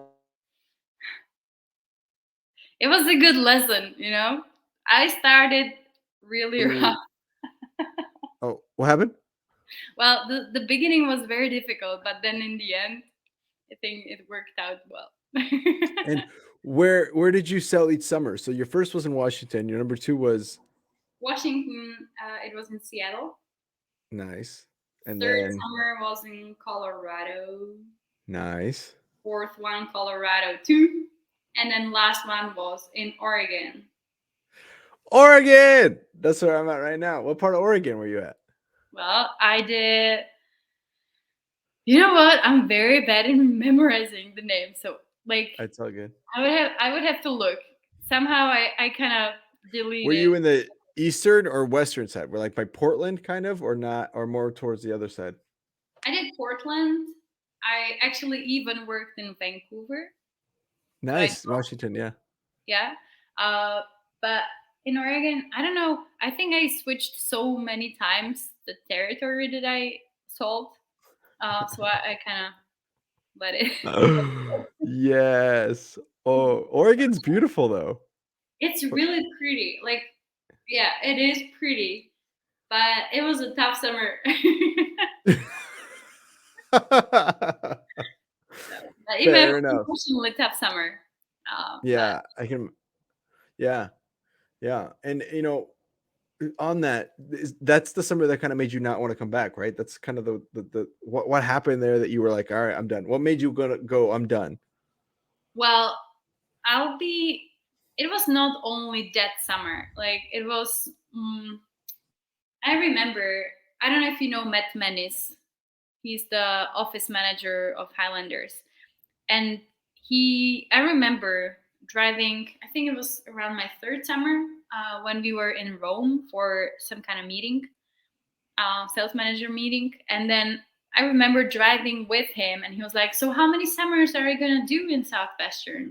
And I was like, "Well, I'm thinking maybe three, maybe another one. I'll see." And he was like, "No, okay, you should do at least 5 summers." I was like, "Well, let me think about that." And he was like, "No, promise me, you will do 5 summers." And after that conversation, I said, "I will." So I had this checkpoint, like 5 summers. That's what I promised to Matt Manis, our office manager, and I have to do it just because I said. And it was the 5th summer. So I was like, am I gonna continue? Am I not gonna continue? How it's gonna work out? And I'll see. So I was like, well, I'm not gonna make a decision now. And then I said to myself, I'm not going to make a decision throughout the summer, even though I was about to leave. Like, no, I'm just not going to deal with it. And I'll wait 2-3 months after the summer. So I take time off and I'll figure out whether I want to continue or not. So it was not that like the summer would make me quit, no, or leave Southwestern. It was more like taking time for the decision to be made. And then it was a time when I was supposed to make the decision. I was like, well, I don't feel like continuing anymore. But yeah. Wow. It was not that bad. Like I still sold something. I still didn't do. I still finished in Superstar's book, right? So it was not that bad. You did great. You did great. I did fine. Yeah. Yeah. When you compare it to Europeans this year, I don't know if you heard about the record last year. 30,000 units in the summer. That's crazy. Let's see what's gonna happen, because this guy, I actually follow him on his Bookman page, and he is already selling, and I think within 1 day or 24 hours in Bookfield, I think he had 10 customers, something like that. So he's a freak. Peter, what is he selling up in this area? What was that? He's a European. He's a Bulgarian guy, and from Bulgaria. He is actually selling close to his last year's sales territory. Which is, sorry, you cut out there for a second. Where's he selling? Is it, I think Washington, right? Isn't it? I think it's Washington, yeah, but I'm not sure. I'm gonna go follow him. I'm gonna find him and be like, hey, let me go follow you. I just want to see what the hell you're doing. How? Just to see, just to witness what the heck. Because I did the math, 30,000 units, and I think you sold it in like 14 weeks or something. Or yeah, I don't know how many weeks he sold, but I don't think it was too long over summer. I think it was pretty much normal summer. Yeah, which is like on average of 1,500 to 2,000 a week, which is. It's a good summer. Yeah. He was crushing it. That's bananas. And then Dominica, she sold 3,000 in a week, wasn't she? I think so. Yeah. Crazy, man. That's crazy, because when you take it back to like Czech money or like European, Bulgarian money or whatever, it's like you can buy an apartment after summer, or maybe a few. That's so crazy. So if he sold 30,000 units, he made about $250,000. And then you add the residual income. Right. So just in book sales, though, 250. You take that back to Bulgaria. What does that translate to? I mean, it's just crazy. Yeah, it's a lot of money. It is a lot of money. That's so crazy, man. And this guy is very smart and analytical, so he will spend that money well and probably invest it. So seems like he might be good for life, which I'm very grateful, because Dennis, who is holding the record right now, he's such a great person. Like his personality, his like service mind and honest conversations and stuff. He's just like, I cannot say one bad word about this guy. He's just perfect. So he just made all this money, and I'm sure he's gonna use it very well. Like such a good guy. Such a good guy. That's awesome. Yeah. Wow. I love it. Now, of course, Southwestern isn't perfect. Hopefully he is able to do what he does and then go find, his next thing. Or maybe he stays for life. My best summer, it's just like I did nothing compared to what they do right now. I'm just like, well. Yeah, my best summer was 4,200. And it was my first. And it's like you compare, you're like, shit, I suck. 4,200 first summer, good job. Yeah. I lost you, Andres. I keep losing you. But anyway, not the ideal summer, but the third and fourth are bad. Actually, the summer I met you, so that would have been GRS of 2016, right? Possibly, yeah. That's next summer in. It was bad. It was just like not good. Was that my dog? Mm-hmm. Can you hear her? Yeah. Oh man, she probably needs out. So anyway, okay. Well, in that case, So those are your crazy summers. Now it's time for some ponytails. I want to hear some. I know you got like three. You said you had like 3 or 4 stories. Yeah, Yeah, something like that. yeah. Okay, so you want to get into those? I'm gonna give a quick shout out. You know Oscar and Oliver, right? Oscar, uh, Kohai and Oliver Reynes. I don't know those guys. No. They're from Estonia. They're Estonians. Okay. And they're part of it. So I wanted to give them a quick shout out. They're part of our team that has created our website. So by the way, if you're listening in, you can go to their store. If you're in Europe, even you can buy Ponytails podcast gear. You can get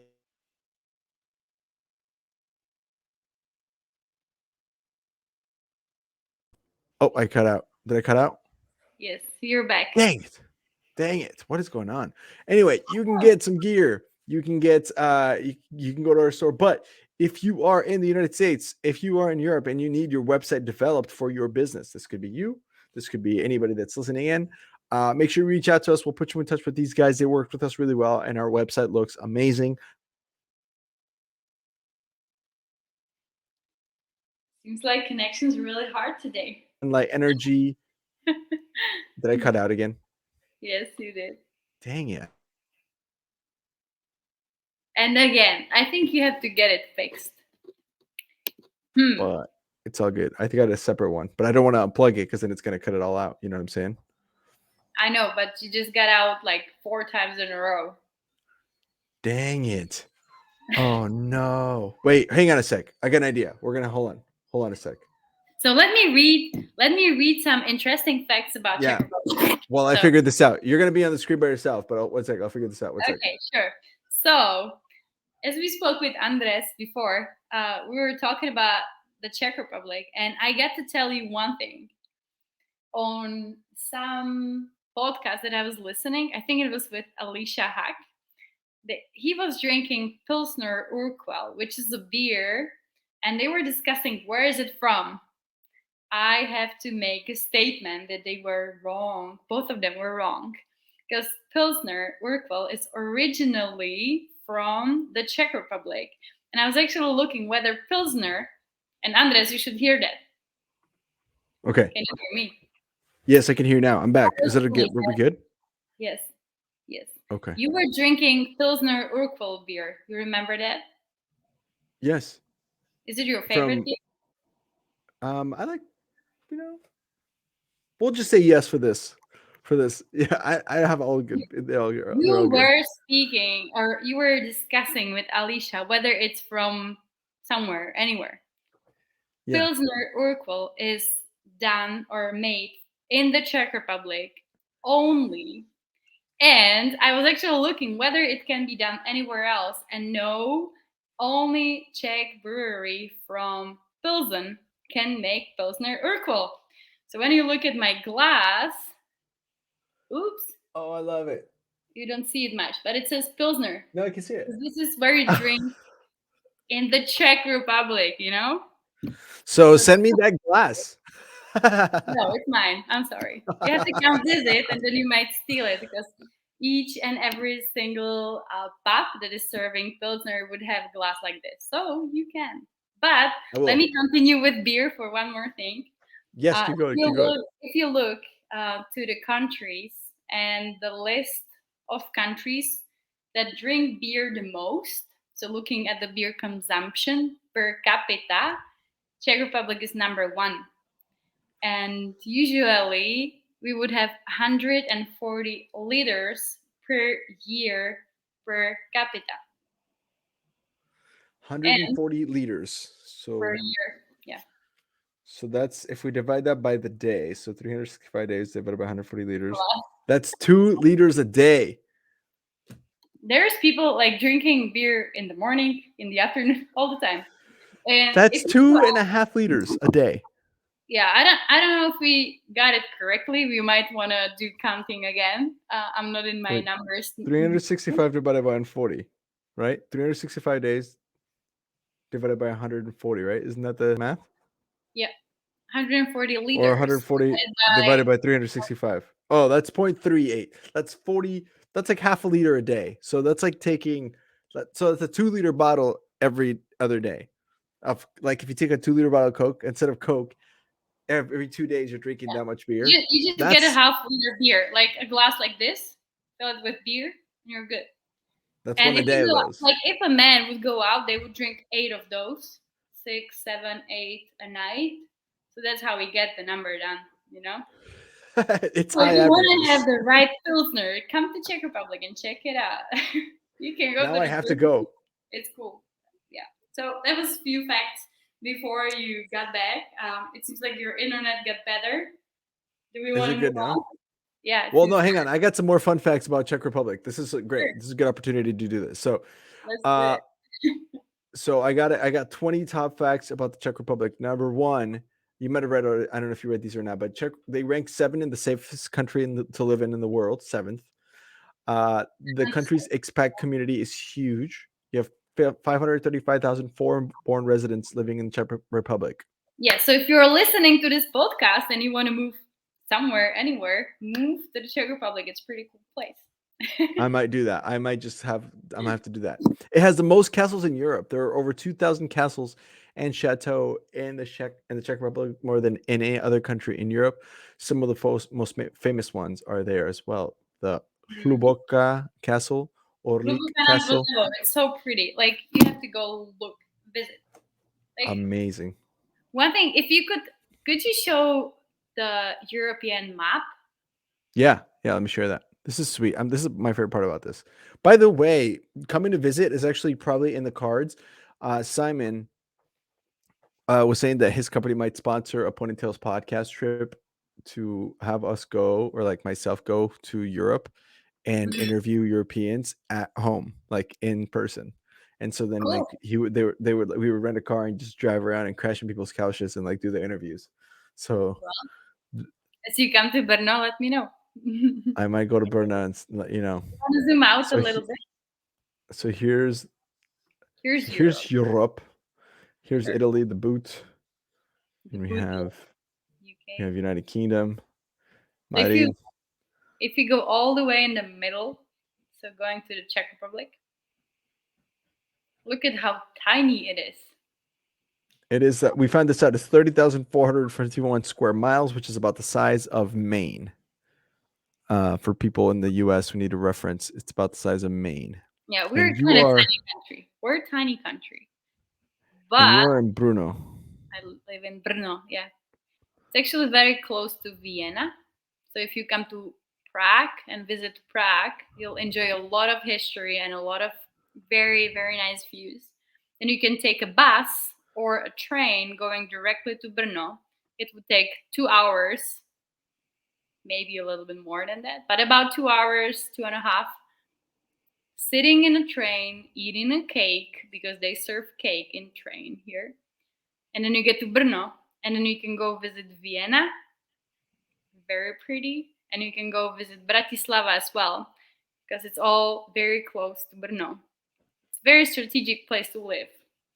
That's amazing. Now you can go to Austria. It takes an hour, maybe 2, just to get there. Simple. Now I've been to Vienna. I love Vienna.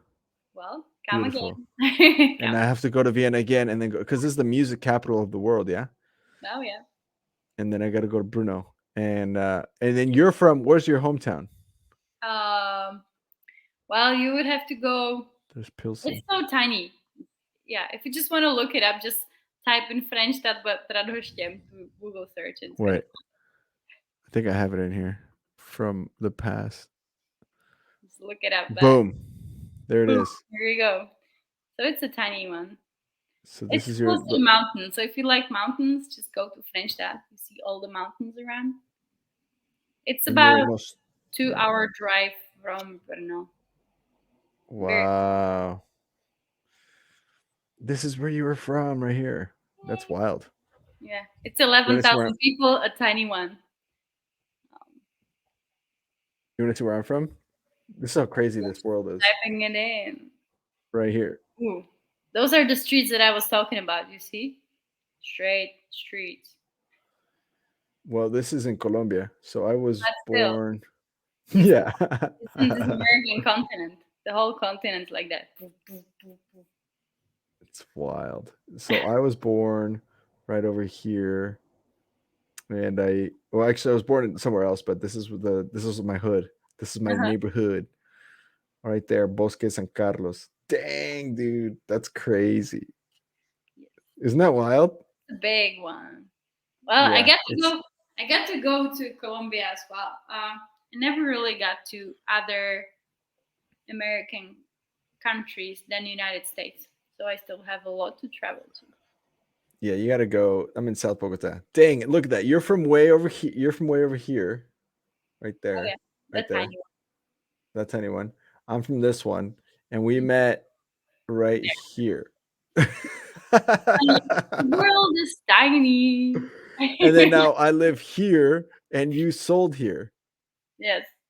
How crazy is that? Well, the world is tiny. I was saying that. Wow, that's amazing. That's amazing. Well, I'm so glad. I'm so glad. Now let's do. Okay, now we're gonna do some ponytails. My internet seems to be perfect now. Seems good to me. Okay. All right. Good. I'm glad. Cool. I Perfect. got off the Ethernet and I got on Wi-Fi, so it's definitely my Ethernet cord. Got it. We solved that problem. Well, so you want to Yeah. hear some funny stories, right? Yeah, this is the best part. This is where we get to talk about the crazy parts. This is like the epicness of Southwestern and or your experience. So the mic is yours, my lady. Go ahead. I'm wondering what am I going to talk about first. But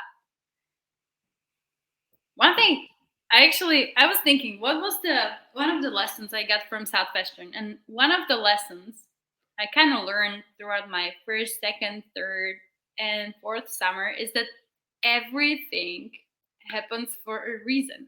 I think you heard it like a million times, right? I And it's love just it like though. everything happens for a reason. Everything happens for a reason. Everything happens for a reason. And I'm like, but why?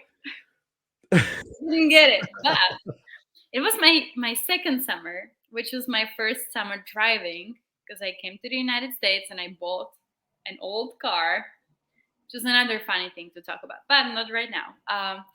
When it comes to the summer driving and those streets that I was talking about, that I was always just get lost in, I was trying to get somewhere. And I was trying to get to the neighborhood one, neighborhood two, driving through, and I was like, there is this good appointment that I'm supposed to go to. So I was driving through and I got lost. I never found that appointment. So I was driving somehow back, trying to get to another place, and then they were not home, and I was driving again. And it was kind of crazy and kind of funny. Right now, I know you are not supposed to drive crazy like that anymore. I learned it my third and fourth summer, but my second summer I didn't know, right? So I was driving around, trying to look for the best people.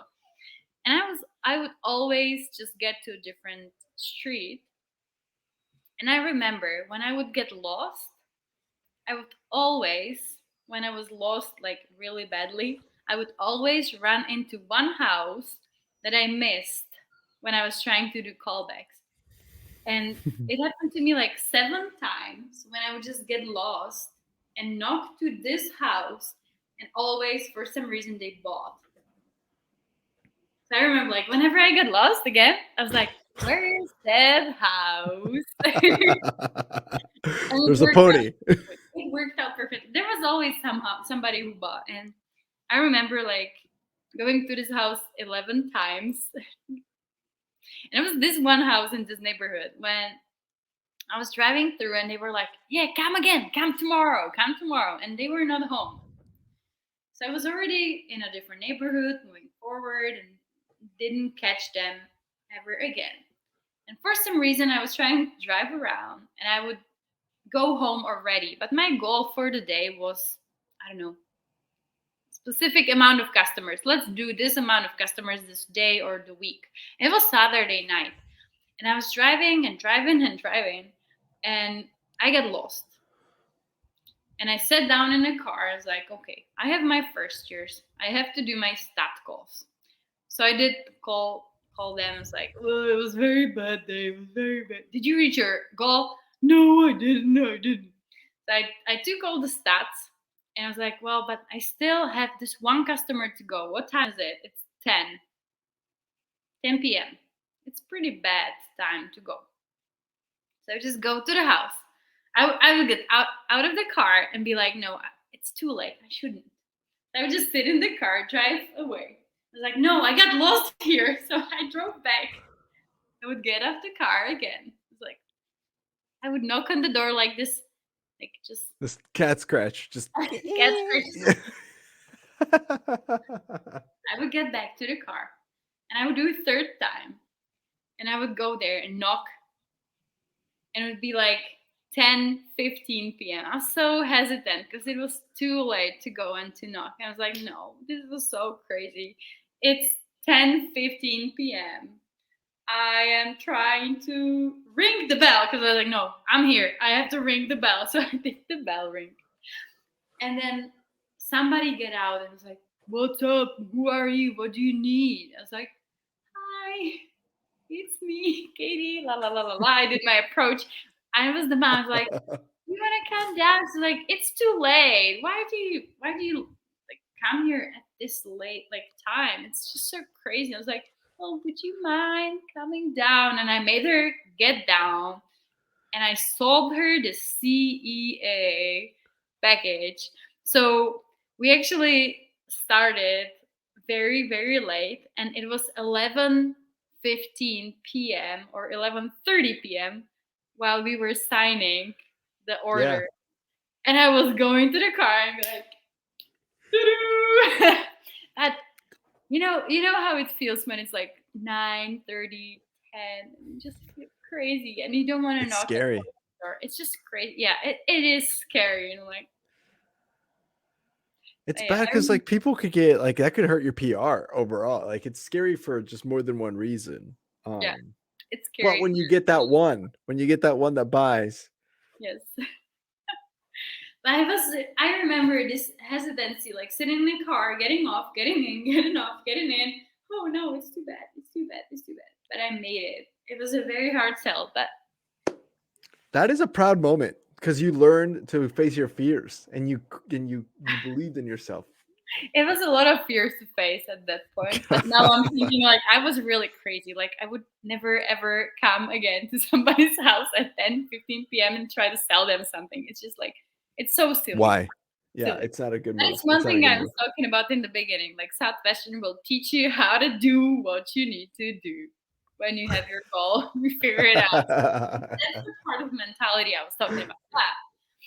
Another thing I wanted to talk about was like, it was my third summer. I think if I told you some amount of units that I sold, I think I have to say it was 40 something, 4,000 something units that I sold that summer. So my third summer, I did quite okay.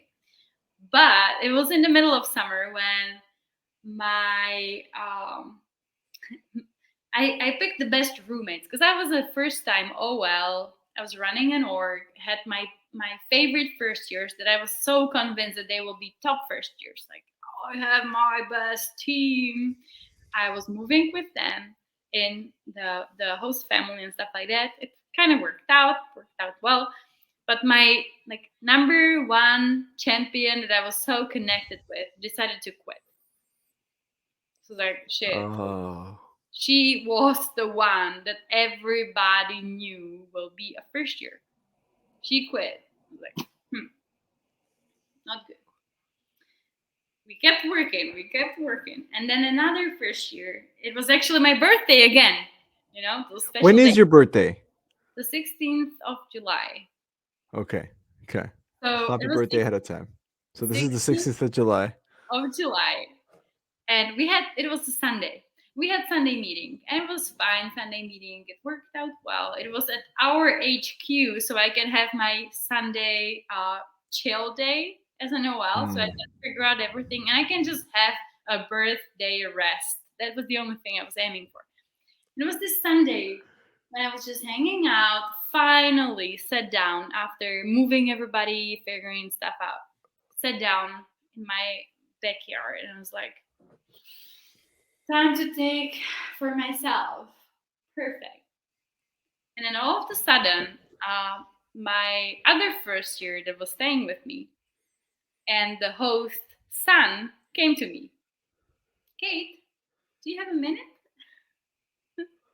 Oh no. Like, shit, what's up? We just wanted to tell you something.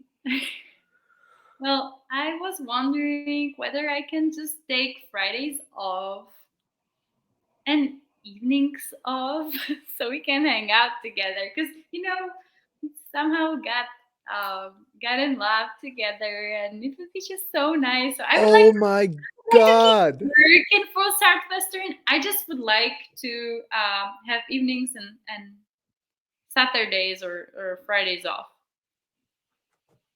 Like, Oh my God. Your first year fell in love with your host son? Like your host family's son? yes. Oh shit. And That's so we not were like, good. shit, I was just in my birthday time off. Like, how can you do this to me on my birthday when I finally take a time off? But sure, well, let's talk about it. And we figured out something, and I was like, no, like, you won't be able to not work for the full day. But okay, let's find somehow how we can somehow manage it so we can continue selling. But it took a week or two, and she quit anyways. So I had to move out. I had to move out of this host family. And she stayed there, probably. She stayed there. Yes, That's so one fucked. left, one stayed, and I, as an OL, had to move on. So I was looking. I've never heard of that before. That is the craziest thing. Are they married now? They better be married. They are. Are they really? Yes. Oh. She's the U.S. citizen now, which is cool. I'm happy that I made her to move to the U.S. and get her passport. Oh my God. I almost want to get her on the air, even though she's not really an alumni because she didn't finish the summer, but just to get the story. What the hell? This is in Colorado, right? You said? The No, third summer? yeah, that was in Colorado. Wow. Ta-da! That's fucking crazy. But you know what? It continues. Oh, there's more? Oh my God. There's What? more. So this host dad was coming to me like, hey, you know what? You're paying so much money for the storage unit. So why don't you move your books to our garage so you don't spend that much? So I was like, sure. But I didn't want to take your place and stuff, the room for and other things. No, don't worry about it. Just keep it there. It's gonna be fine. So you can save your money. And then I came to him. I was like, well, I got to move out because there's no more first years living here. So I'm just going to move to a different host family because we got some more spots there too for living. And he was like, yeah, but I'm not going to give you your rent back. And you better pay me for those books you stored in my garage. So I had to pay him for a garage. I didn't get my rent back. I took out all the books. I had to clean the bathroom and do everything as we were leaving the host family. I did the cleaning stuff and everything, and I moved to a different host family, leaving my first year there with a host son. I was like, shit, that happens.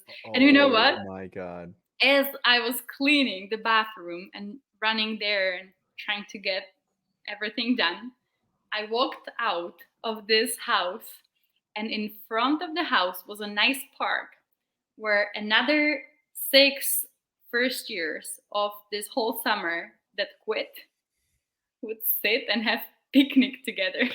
So I was just getting off this crazy like situation. Oh my God. After learning there's no more first years to work with, that I had to move on, and I would just walk out and see those like faces, familiar faces, like, what the fuck is this? And Oh it was like my 5, God. 6, 7 first years drinking beer, hanging out. It was the quitters. And this year they actually made this T-shirt that would be like, you know how the President Club hoodies are. Yeah. So they would create the big Q. It was the Quitters Club T-shirts that they would wear on campus that year. It was kind of funny. So you as a Noel, My God. You will This say, is well, fucking crazy. you decide to move to a different host family because you have to keep going, you know. So I moved to a different host family, and for some reason the first year quit, and for some reason the other manager moved to a different place. So I was like, what am I gonna do right now? And Dominica called me, hey Kate, I got some new place to sell for you. Why don't you move up here so we can have you at our host family and you can just start of the summer again? Because this was kind of emotionally hard for me, you know. As a very emotional person. That's So, brutal. so I, for some reason, I decided to move to Dominica's place. So I would just drive to my storage unit that I still had at this one city that I stayed with my first host family. I would just pack all the books in my car, drive to my second host family, pack all my suitcases, everything to my car. And it was me, fully backed car. Like I was not able to open a window on a passenger seat, like nothing. And I was like, okay, Dominica, I'm driving to you because I'm ready for restart of my summer. I still have a few weeks, so I can do well. And I was driving there. It took me about, I don't know, an hour to get to my storage unit, an hour to pack everything, the driving back, packing all my stuff, and it was 2.5 hour drive to my new HQ where I was supposed to stay with Dominica. So it was quite a big chunk of Sunday that I needed for My all my moving. God. So I was driving and driving through Colorado, having so much fun. My full car of everything I owned on the continent, right? You have your own car, you have your own books, you have your suitcase, and that's it. That's what you have. And you drive around. And then I'm driving, and it was 7 p.m. And I'm coming to Dominica. I'm like calling her, hey, what's up? I'm about to get to your house. It would take me about 10 minutes, and I'll be there. And she was like, you know what, Kate? You won't be able to stay here. Well, our host family didn't approve you here. I didn't ask them, I'm sorry, but yeah, you won't be able to stay. It's like, Oh my God. sure. What am I gonna do? What did you do? Well, since it was Oh not my. my fault, she like Dominica and one first year they were looking for a hotel close by, and she was like, well, anyways, you were supposed to stay at our host family and drive 1 hour there, work, and get 1 hour back so you can stay at our host family. But since they didn't approve, you can just drive there and find some place to stay in your sales territory. So just figure it out. But tonight we booked you this hotel. So I drove. It was kind of funny. In Colorado, I was going from Denver all the way to the countryside. Yeah. It was called Hoxton, something like that. It's Eastern, right? Eastern. Yeah. Close to Nebraska. Yes. Yeah. It was a village of a couple hundred people. So I came from this huge Denver area, driving all the way through whole Colorado, and I would stay in the hotel. But I packed my stuff so I can just unload my stuff and go to sleep. But all my food and stuff for the week was just in the car behind the books. So I was like, what am I gonna do for breakfast? And I figured it out. And I went to the new city and I applied for a permit and I was about to start working. So I started working the next day, and it was Monday. I had few weeks to go, and it's like fresh start of the summer, so let's do it. And I got to this town called Holyoke. Yeah. And I was supposed to look for a host family, but for some reason I was so into like I'm gonna get the sales done because I had some goals to finish this summer. And I was selling and selling and selling, and it was 10 p.m. And I was like, well, where am I gonna finish my day? Because it's or 9:30 p.m. something like that. So I was like, I still have to do one or two sit down. So let's go to Mexican communities. Let's go to trailer park because there's a trailer park. That's how you do it. That's how you do it. So I went to trailer park. It is in this 4,000 people city. to finish my day strong. And I finished sit down. I sold, I don't know, few books, I think 4 books or something. And the mom looked at me and she was like, "Where do you stay?" It's like, shit, I forgot to ask for housing. Shit. So you're like, I don't know. Yeah, I was looking at it. It was like 10 p.m. or 10:30 by our sit down being finished, and she was like, "Where do you stay?" It's like, probably in the car. And she was just staring at me like, "Are you crazy or what?" So you can stay in our trailer. But there's 6 kids in this trailer. Oh my next to me. God, no. She was like, no. You know what? We have a garage. And you know how trailer park looks like. Yeah.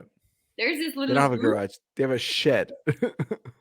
There was a roof where you would usually park a car. But they would put some kind of wooden things around it.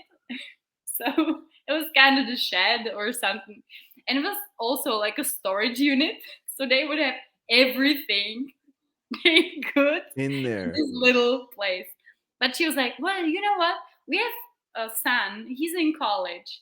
So he usually sleeps there when he comes because we don't have any more beds. So he's staying in this place. So just stay in our garage." So I actually stayed that night in this trailer garage. And Amazing.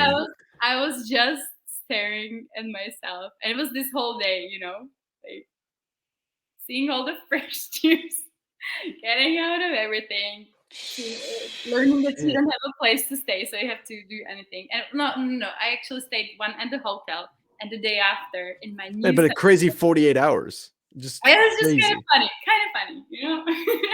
And since it wasn't called Holy Oak, I called my father. I was like, "Hey, Daddy, I got this holy joke here. It's just so somebody's making fun of me today. This is what happened." And I was like, "Hey, are you really going through this?" But yeah, it was my 3rd summer, and it ended up being really good finish of that summer. I think I stayed there for 4 or 5 weeks maybe. And Holyoke was a good place to sell.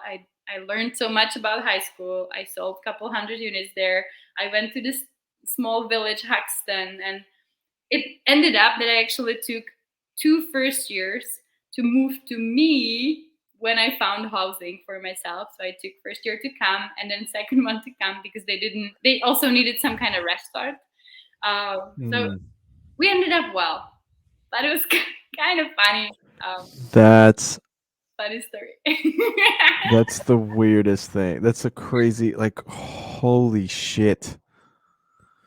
I To remember, recap, I remember that morning going to the closest gas station, trying to buy food, but since it was so in the middle of the countryside, they didn't Yes, even have nowhere. fresh food on the gas station. I remember brushing my teeth at the bathroom in the gas station because I didn't get to the trailer, So like, this is kind of silly, but I'll do well at this town, and I actually did.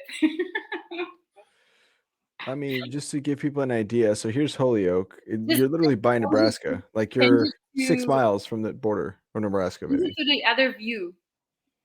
Oh, yeah. It looks pretty cool. There's nothing. Yeah, it's like Nebraska. Yeah. Look, how close is this to the border? That's maybe 1, 2, 3 miles. I don't know, maybe. Yeah. But I And sold there's in the Haxton. country, and I did quite well there. It was a couple hundred units, maybe 3,000, something like that. Not to TGI's I think maybe 2,000, 2,500 in Holyoke. Dude, that's crazy. So much fun. It was a good restart for me, Yeah, I guess. Well, hold on. Let me sure I got this all straight. You had to move to the middle of fucking nowhere in Colorado because the HQ that you were supposed to stay at failed, because they didn't want you there, and you were only there in the first place because your first year, who was a badass first year, quit like right away, and your other first year that was living you fell in love with the son of the host dad that was living with you. So you had to move out, pay for having your stuff there that he originally didn't want to charge you for. And now they're married. Yes. Fun, huh? Jesus. Holy shit, man. Holy yoke. Holy Holy joke. yoke. Holy Holy joke. joke. Yeah. Unbelievable. This funny third summer. But I did Wow, well. you can't I make did that well. up. It was a good summer that summer. That's crazy. Oh yeah. Wow.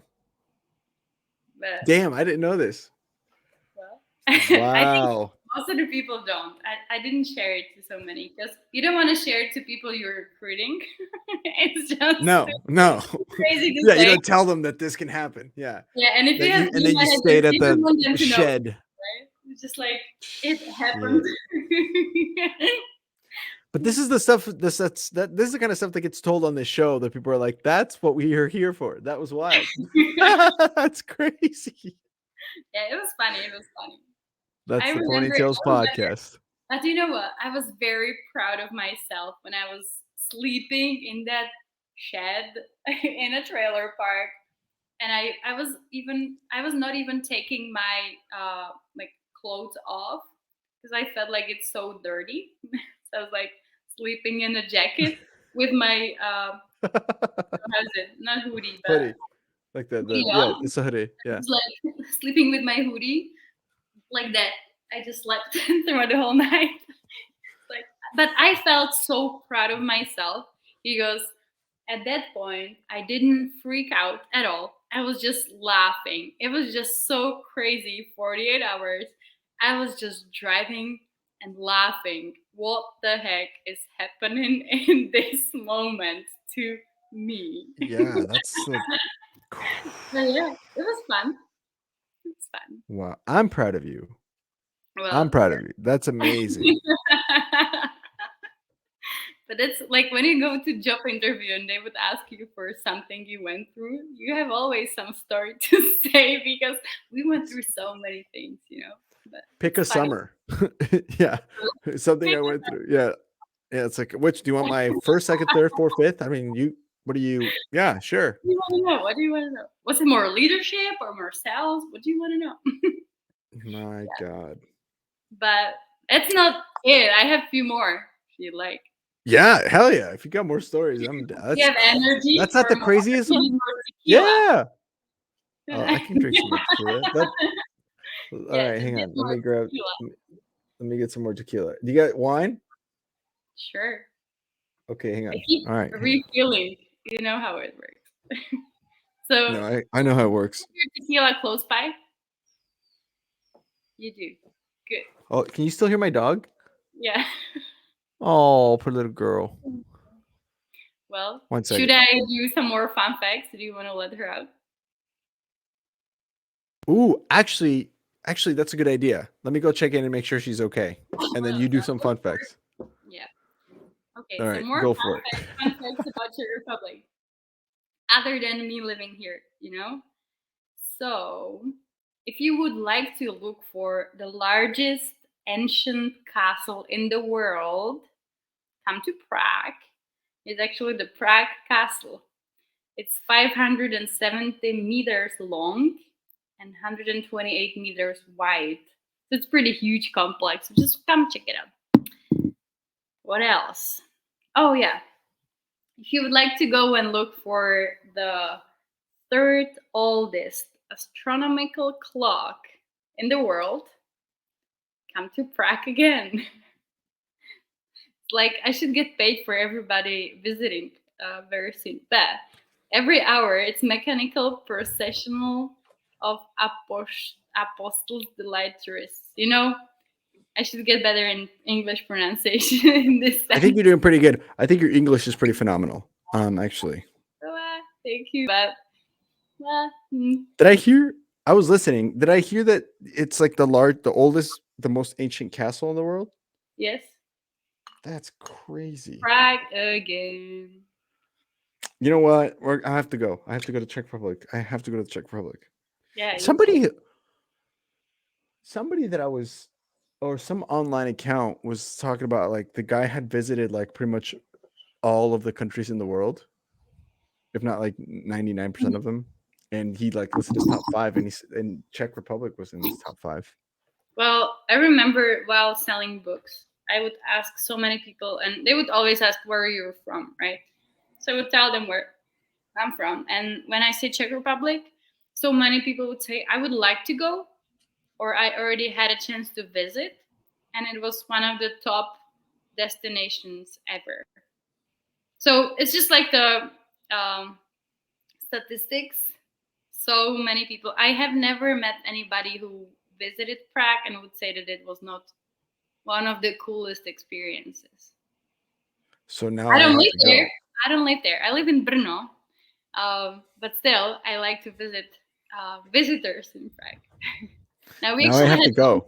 a host family from Colorado that came to visit to Prague, and Dominika hosted them, and I would do tour guide. It was such a cool experience when a host family comes to you. That's a trip for sure. That's I because it's got backwards. another saying that they might want to come. 1 or 2 host families that hosted me. I was like, well, guys, just come over. I'll host you here.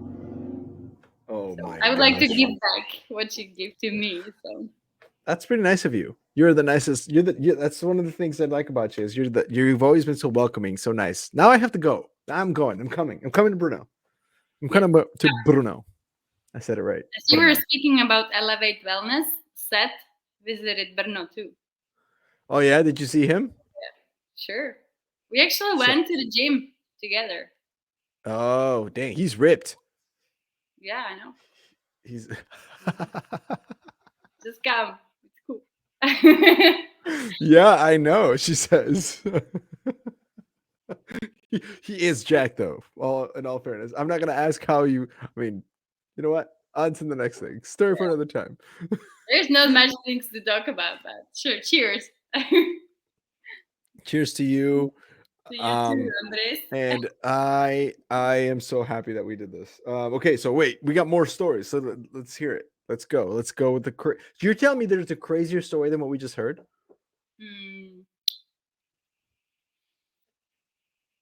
Depends on where you look at it. Let's do it. Let's do it. I don't Let's think just so. do it. I don't think so. But maybe. I'm It's down. always Let's just do it. explaining. So let me tell you more about my best day ever on the book field. Yes. Do you want to hear about that? Yeah, that's a pony story right there. You always want to hear those ponytails.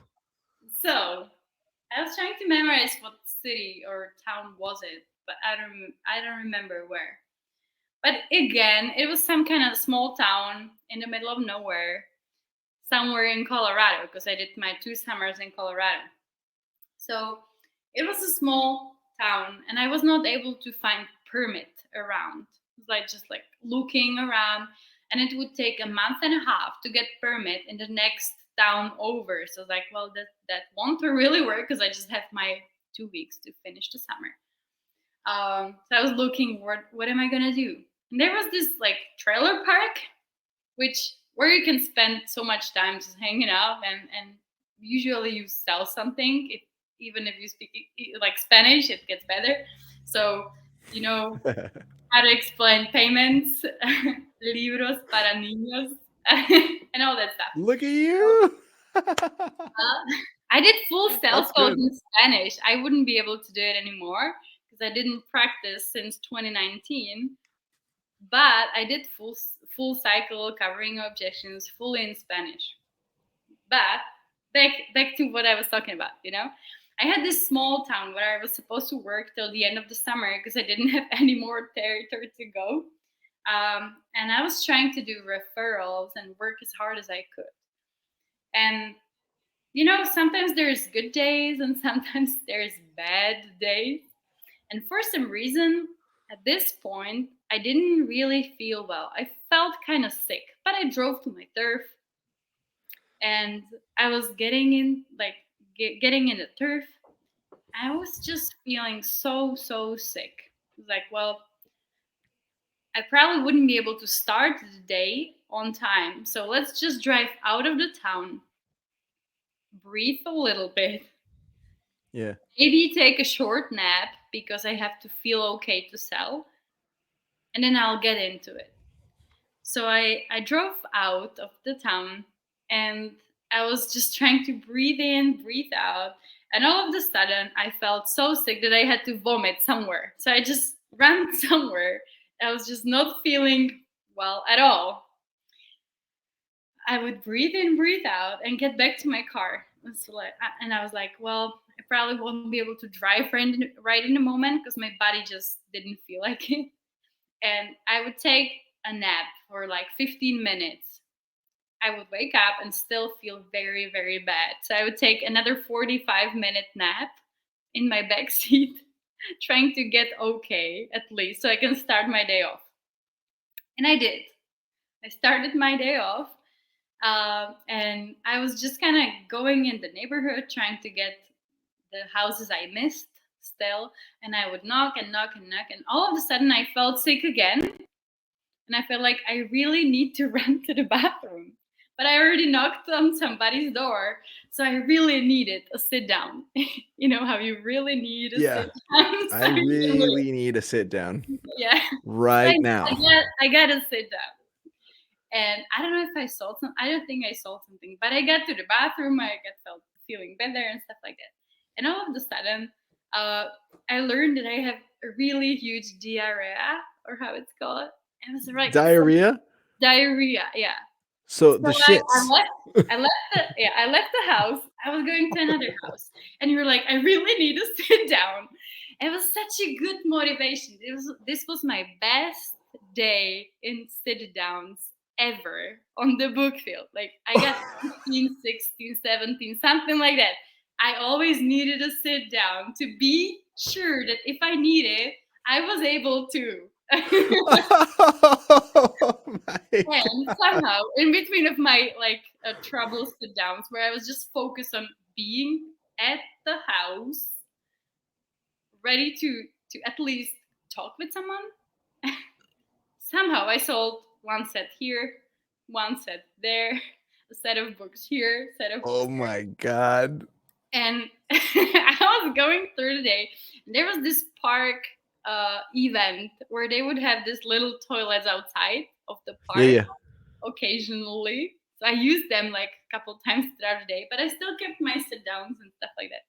And all of a sudden, this day was my best day ever. I think I sold 240 units, something like that. 240 on a day when I was not able to move almost. And in the morning, I was just like dying in the car.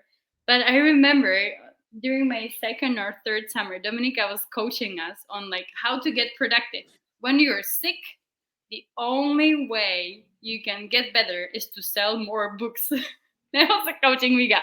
So like, if you don't feel good, go sell books. It's gonna happen. Yeah. You know what? Yeah. It's gotta be. This specific day, it helped. But if you have 40 degrees Celsius temperature and stuff like that, it's probably not a good idea to sell books. No. And I know so many people who had to work through fever, through temperatures and stuff like that, which is crazy. But I remember this day was my best single Jesus. day ever. And I was driving 1, 2, 3. How'd you do it? I had the shit. It's just so silly. But you know what?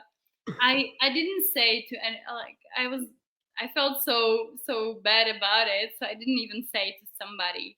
And one last mom was like, "How's your day?" I was like, "Yeah, I did really well, but I had this little stomach issue that I need to fix." And she's like, "Why don't you go to the gas station and buy this?" Pepto-Bismol. It took me one silly pink shot. Within 15 minutes, I was fine. I just didn't know that there's something like that exists. And I didn't ask. But this silly thing made me feel okay for the next day. And I never got better day in sales than this specific one. So that was my first. Wow. So how many units was it? Did you I think it was again? 230 something or 240, something It's not a about bad that. day. It's not By a day. bad day. Not a bad That's a day. good day. That's a good day. It's a memorable day to be specific. At this point, yeah, there you go. That's a memorable day for sure. Yes, exactly. Well, it was You're just fun. over there like, you want a book? Cool, great. Can I use your bathroom, please? Like, I don't really care. Whatever. Just buying atmosphere is so good because you're like, I don't really give a shit if you buy. I actually need to give a shit so I can. I But am yeah, you going were through just some like, problems, Mrs. just Jones, keep me inside of some house. Like, I don't care who's there. I just want to know I'm inside of a house. with a bathroom that you can With flush. the- oh, sure. But it was funny. It was funny. I have one Wow. more I would like to share. Yes, these have been great. These have been really good. Oh my gosh. Wow. All right. So this is the last ponytail, everybody. Thanks for hanging on with us so far through the technical issues. We finally figured out the internet. I wish we'd have figured it out before, but hey, it's not about how you People start. always make it somehow, you know. It's about how you finish, right? It's about how you finish. So cheers to you. This is the last bit of tequila. I have drank too much tequila today, which So is probably fine. Let's finish it. Crush it. I've got some more. I'm still in half, you know. Wow. I have. Good. Good tequila time. Woo. Oof. I get saucy with tequila. Just woo. Grrr. Sure. Well, Sizzler, let man. me tell you. Stories for Let another me time. tell you one more story. It's kind of funny story. You know how when you're in Southwestern, you kind of learn how to solve problems. Yeah. For the most And part, but yes. another thing you learn is that when you go to your teachers and professors and you know how to communicate, you know how to respect their job, and you show them that you are willing to work hard, but just you have multiple tasks to do. So you need to figure and adjust your schedule a little bit. Like being a sales manager in Europe, I don't know how it's in the US, but studying full time, being about to graduate, going to different sales meetings and teaching students and going to Sizzler and stuff like that, it's a lot of traveling. Like each and every month, I would travel somewhere, sometimes twice, sometimes once. But still, you have to study full time, and they would check whether you joined the lesson or you didn't. So we did that. And I was trying to finish my bachelor's degree, which already took me longer a little bit because I didn't really rush into finishing my school.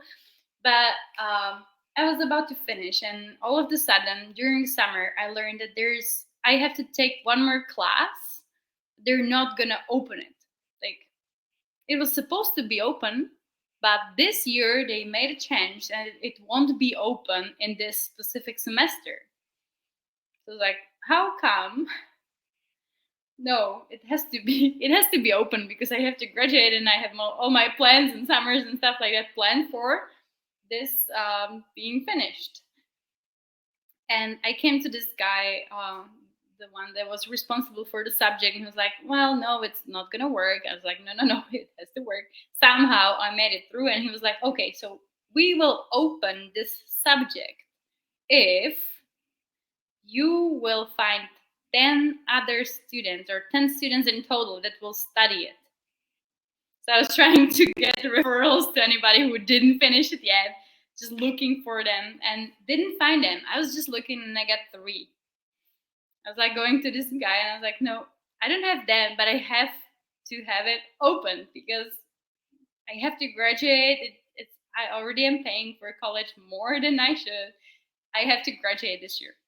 So somehow I made it. So I was the only student of this whole subject of this semester that was studying it.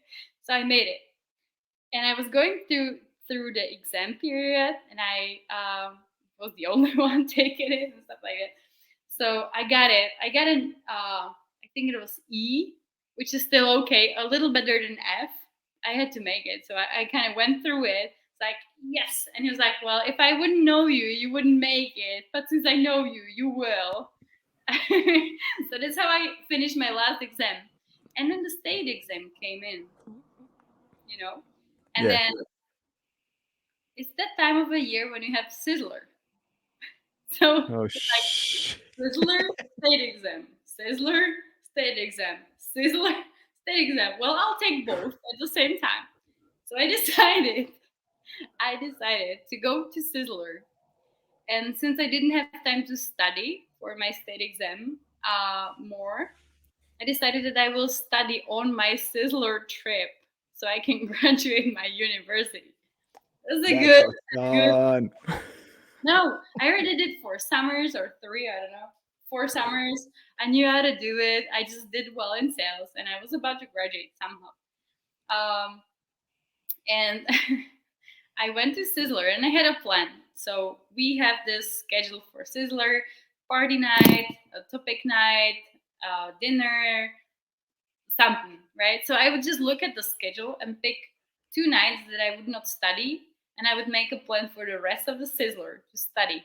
And I did study. I actually really did everything I planned because when I was with Veronica, my first summer, I learned that work ethic is a very important thing to do. And I had so many more classes because in the end, I stayed living with Veronica for 2 years in a row.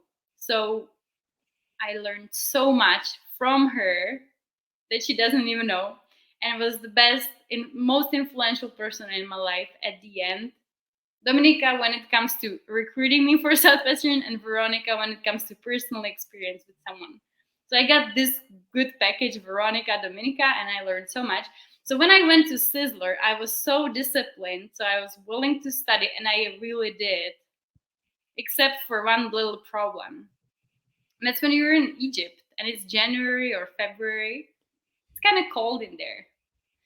But you're coming from a place where it's freezing and you get to Egypt where it's warm, so you feel okay. You're walking in a t-shirt and you feel fine. But when you're sitting there, you kind of get cold, but you don't realize it. So I was studying and Yeah. studying and studying, and all of a sudden, fourth day or something, I got like temperature and stuff just because I was cold studying outside in the sunshine. So I got cold. And I was just not feeling well, got some temperatures and stuff. And somehow I drank a little bit of water. I don't know where, I don't know how. But in Egypt, you know how there's this bacteria in the water? If Yeah. you drink it, you'll get another problem with your with your body. Back to this. Back to this, yeah. So I was going from Sizzler with the temperature. I studied as much as I physically could. Didn't do much partying. That's Sizzler. And I got back to the airport. And we were flying from Sizzler to, I think it was Switzerland, and from Switzerland back home. We were flying, flying, flying, and all of a sudden we were late. So the flight we were supposed to take left already. Mm. So we missed our plane. It was my second plane in life that I missed. And it was the one that was supposed to bring me from Sizzler to my state exam. I had a temperature and it was kind of silly. So you're like, what am I going to do? How am I going to get to my state exam? So I made it. We took a bus, 16-hour bus ride or something like that. It was raining heavily. We felt so bad. We got lost in the city, but we made it to the bus station. We somehow made it to the bus. I remember coughing so badly. I was My actually God. sleeping underneath the seats because I needed to lay down because I was not able to sit for so long for feeling so bad. I was like, well, if I'll physically get to my state exam, I'll graduate my university because there's nothing more. I just physically need to get to a place where I have to stand and graduate. So it was okay. I made it to Brno. I made it in the evening, so I still had night to sleep. So like, okay, I'll just repeat a few things and it's gonna be fine, and go to bed early so I can at least get some sleep, and somehow I'll make it. And you know what? It was 9 p.m. and I started feeling really bad. 10 p.m., 11, 1 and 2, and it was 2 p.m. 2 a.m. in the morning, and I was supposed to go in front of my examination at 8. It was 2 a.m. when I was vomiting for like couple hours. I had so bad everything because I drank a little bit of Egyptian water. So I was calling Yikes. my roommates like, help me. I was not able to sit. I was just laying on the ground in the bathroom. Help me. I was not able to do like a single thing. I was not able to eat. I was not able to drink. I was not able to move. I had few more words to say, and I was like, help me. And after 15 minutes of calling, some of my roommates noticed that there's someone dying in the bathroom. In the bathroom. 6 hours before my state exam. So I was like, help me. So they would take me to the hospital. I would walk there like silly one. I would get to the hospital and be like, hey, you know what? I need help. This is what happened. I got back from Egypt. I need something to take because I have my state exam. And this nurse would look at me like, no, you won't be able to make it. Like, there is no chance Shit. you make your state exam. And I had to make it because of my summer, right? You have Right. 50 Yeah, that's it. plan, you have to get your visa. There's no other way. Like, you have Plus, to. your professor like was able to let you in for the class. You're Like, left, like, there's this is no. it. So I was just trying to get to my house, and they were like, well, we won't be able to help you. There's no pill that would just fix you. It just needs time. You'll feel better, but it needs time. So I would get home and I'd be like, okay, so I'll just reschedule my state exam. I would call to the school, apologize for what's happening, that I can show them the hospital, anything that they need, because I really was there. They would be like, okay, it's fine, it's okay. We won't really take any more credits for it, and it's fine. And I was calling them. It was 7 a.m., an hour before my state exam. Like, hey, but when's my next date? Like, what's the next date when I can take my state exam? Is it tomorrow or the day after? Because it was state exam week. It's like, no. Well, this specific group won't ever do anything again this year. So you have to wait next semester. Oh. Like, no, sign me up. I'll make it. All of a sudden, they signed me up for my state exam. I physically got to school. I put my high heels on, and somehow I graduated because I decided I will. And that's when you learn how to be so tough that nothing can really make you out of your way. And you're just like, no, I am gonna make it. I already made so much in order to finish my school. So that's how I got my bachelor's degree. It was so much fun. And then I went for my last summer,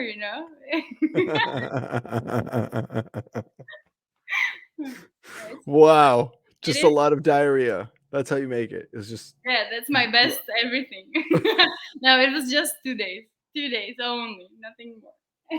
well, at least so you know if you ever really need motivation, you just gotta give yourself the shits Yeah. and you're gonna just survive. You're gonna excel.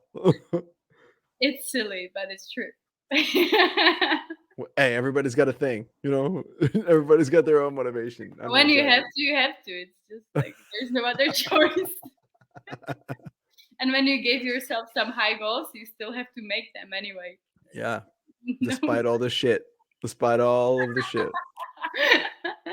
Exactly. So it's not really connected to Brookfield, but it's connected to Southwestern mentality and BIZZLER. So I That's feel like right. It's okay. That's a ponytail all day. ponytail story. I graduated, so that's it. That's exactly right. Oh, wow. Wow. What a beautiful story. You were Wow. asking whether I have anything better than the previous one, so I don't know. You can now Those say. are all good, man. That's crazy. These are all Just a to normal me. European girl, To me, the craziest is your roommate, your first year that quit, that married the host. That guy. That's wow. That's wild. But you know That's what's wild. good? Like, since always when I recruited someone, it was very important to me that I really cared about that person. So I'm still in touch with this girl, and we had few calls, and we spent a couple hours on the phone just talking. How is she doing, and how's life in the U.S. So I can still say we're friends, and I really care about her doing well, even though this all stuff happened. This whole Right? shit show. You should send her this and be like, "Look what happened. Look what happened to me." Just so you know. Yeah, she didn't know. She didn't know. But what's funny? One thing I also was thinking about when I was thinking about this podcast was like, you know how when you get to Southwestern, it's always like we'll be best friends, we'll be family, we can spend all this time together. I don't know if it's the same in the U.S., A little but bit, yeah, yeah. in Europe, I felt like it. It's like be my best friend because we do this together, and Shared trauma. yeah. But it's like I would spend all my time with Southwestern people or recruiting.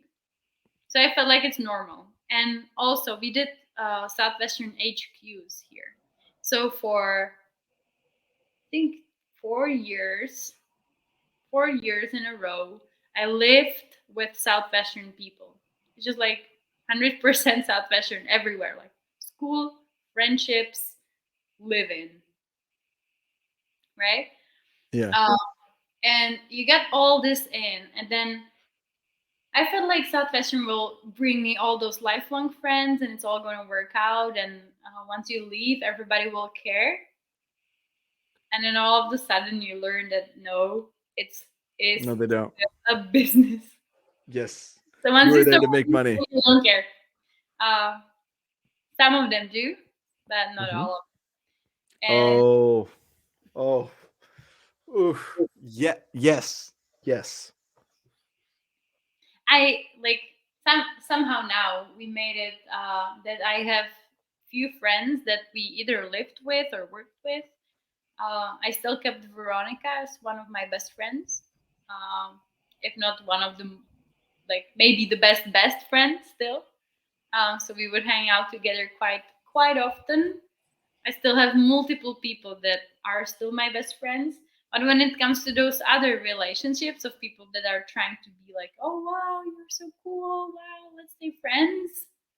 Then if you don't give them any money or if you don't give them good money, they won't even Yeah. talk to you. Oh, Which I is there's people that would send me Christmas cards that the summer after I left, that next Christmas, no Christmas cards. People who invited me to their wedding, who same thing, like, oh, you're one of my best friends, come to my wedding. And I went to their wedding.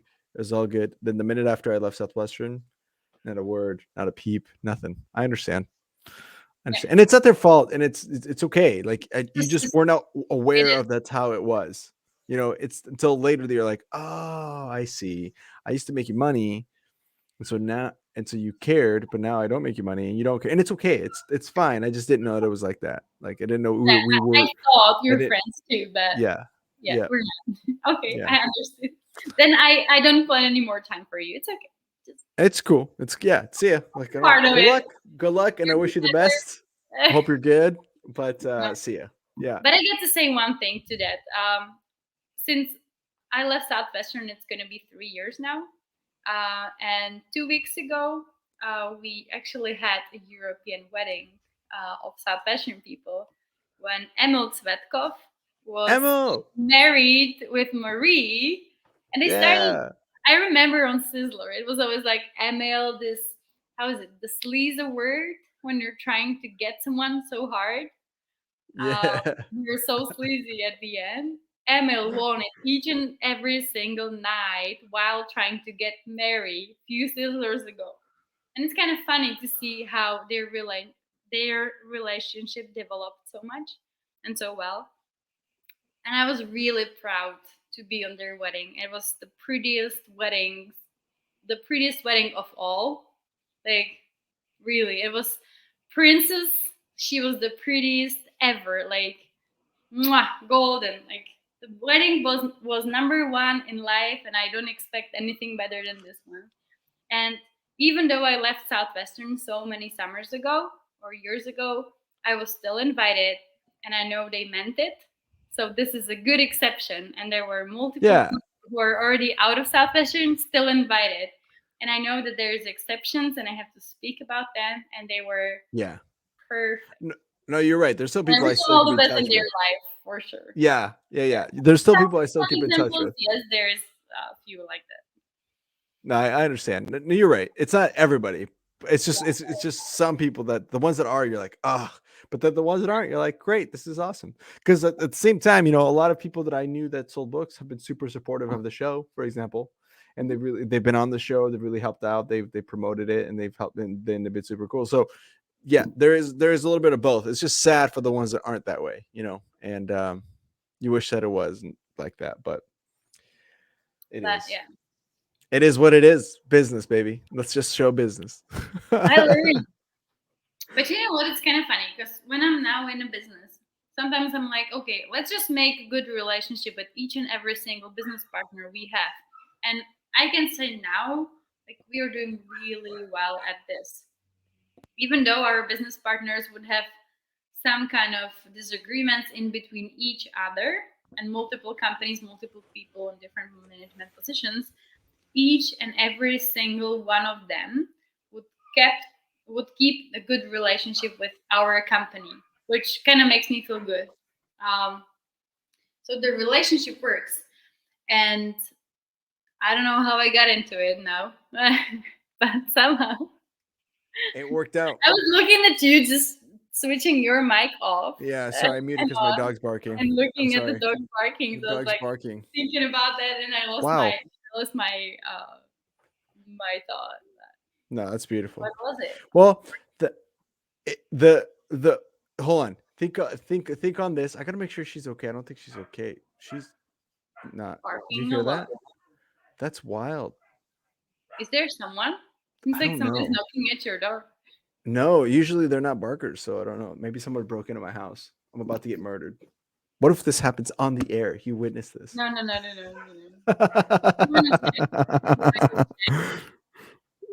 Share some fun facts, and then I'll come back and close it out. How about that?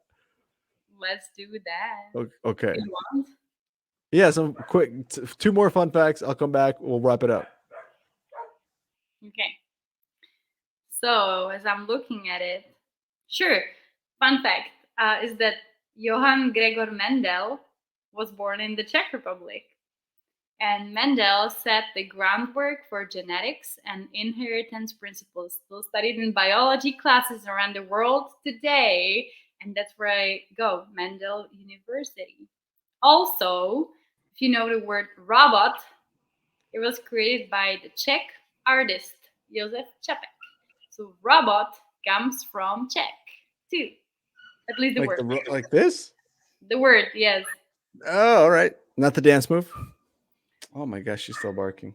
And the Czech Republic is one of the least religious countries in the world. People don't care about that much here. Really? That's strange because it's in Europe, and European countries are traditionally known for having like high Catholic roots. I feel like, or like just depends on which country. Yeah, Rome or Italy. As I'm reading, Czechs are highly educated, so Czechs are smart. Yeah, well, obviously we've had you on the show, so we know. So 90% of adult population have completed at least secondary education. Damn. Okay, well, do you want to wrap this one up? Show? Yeah, let's close it up. What people like about the way we do business. I'm kidding. No. Thank you so much for being on the show. I'm so excited to have this to have you on, and it was such a fun time. Thank you for putting up with the technological difficulties and the dog barking. But we're book people and we're flexible and we make it happen, and that's all good. I appreciate you so much.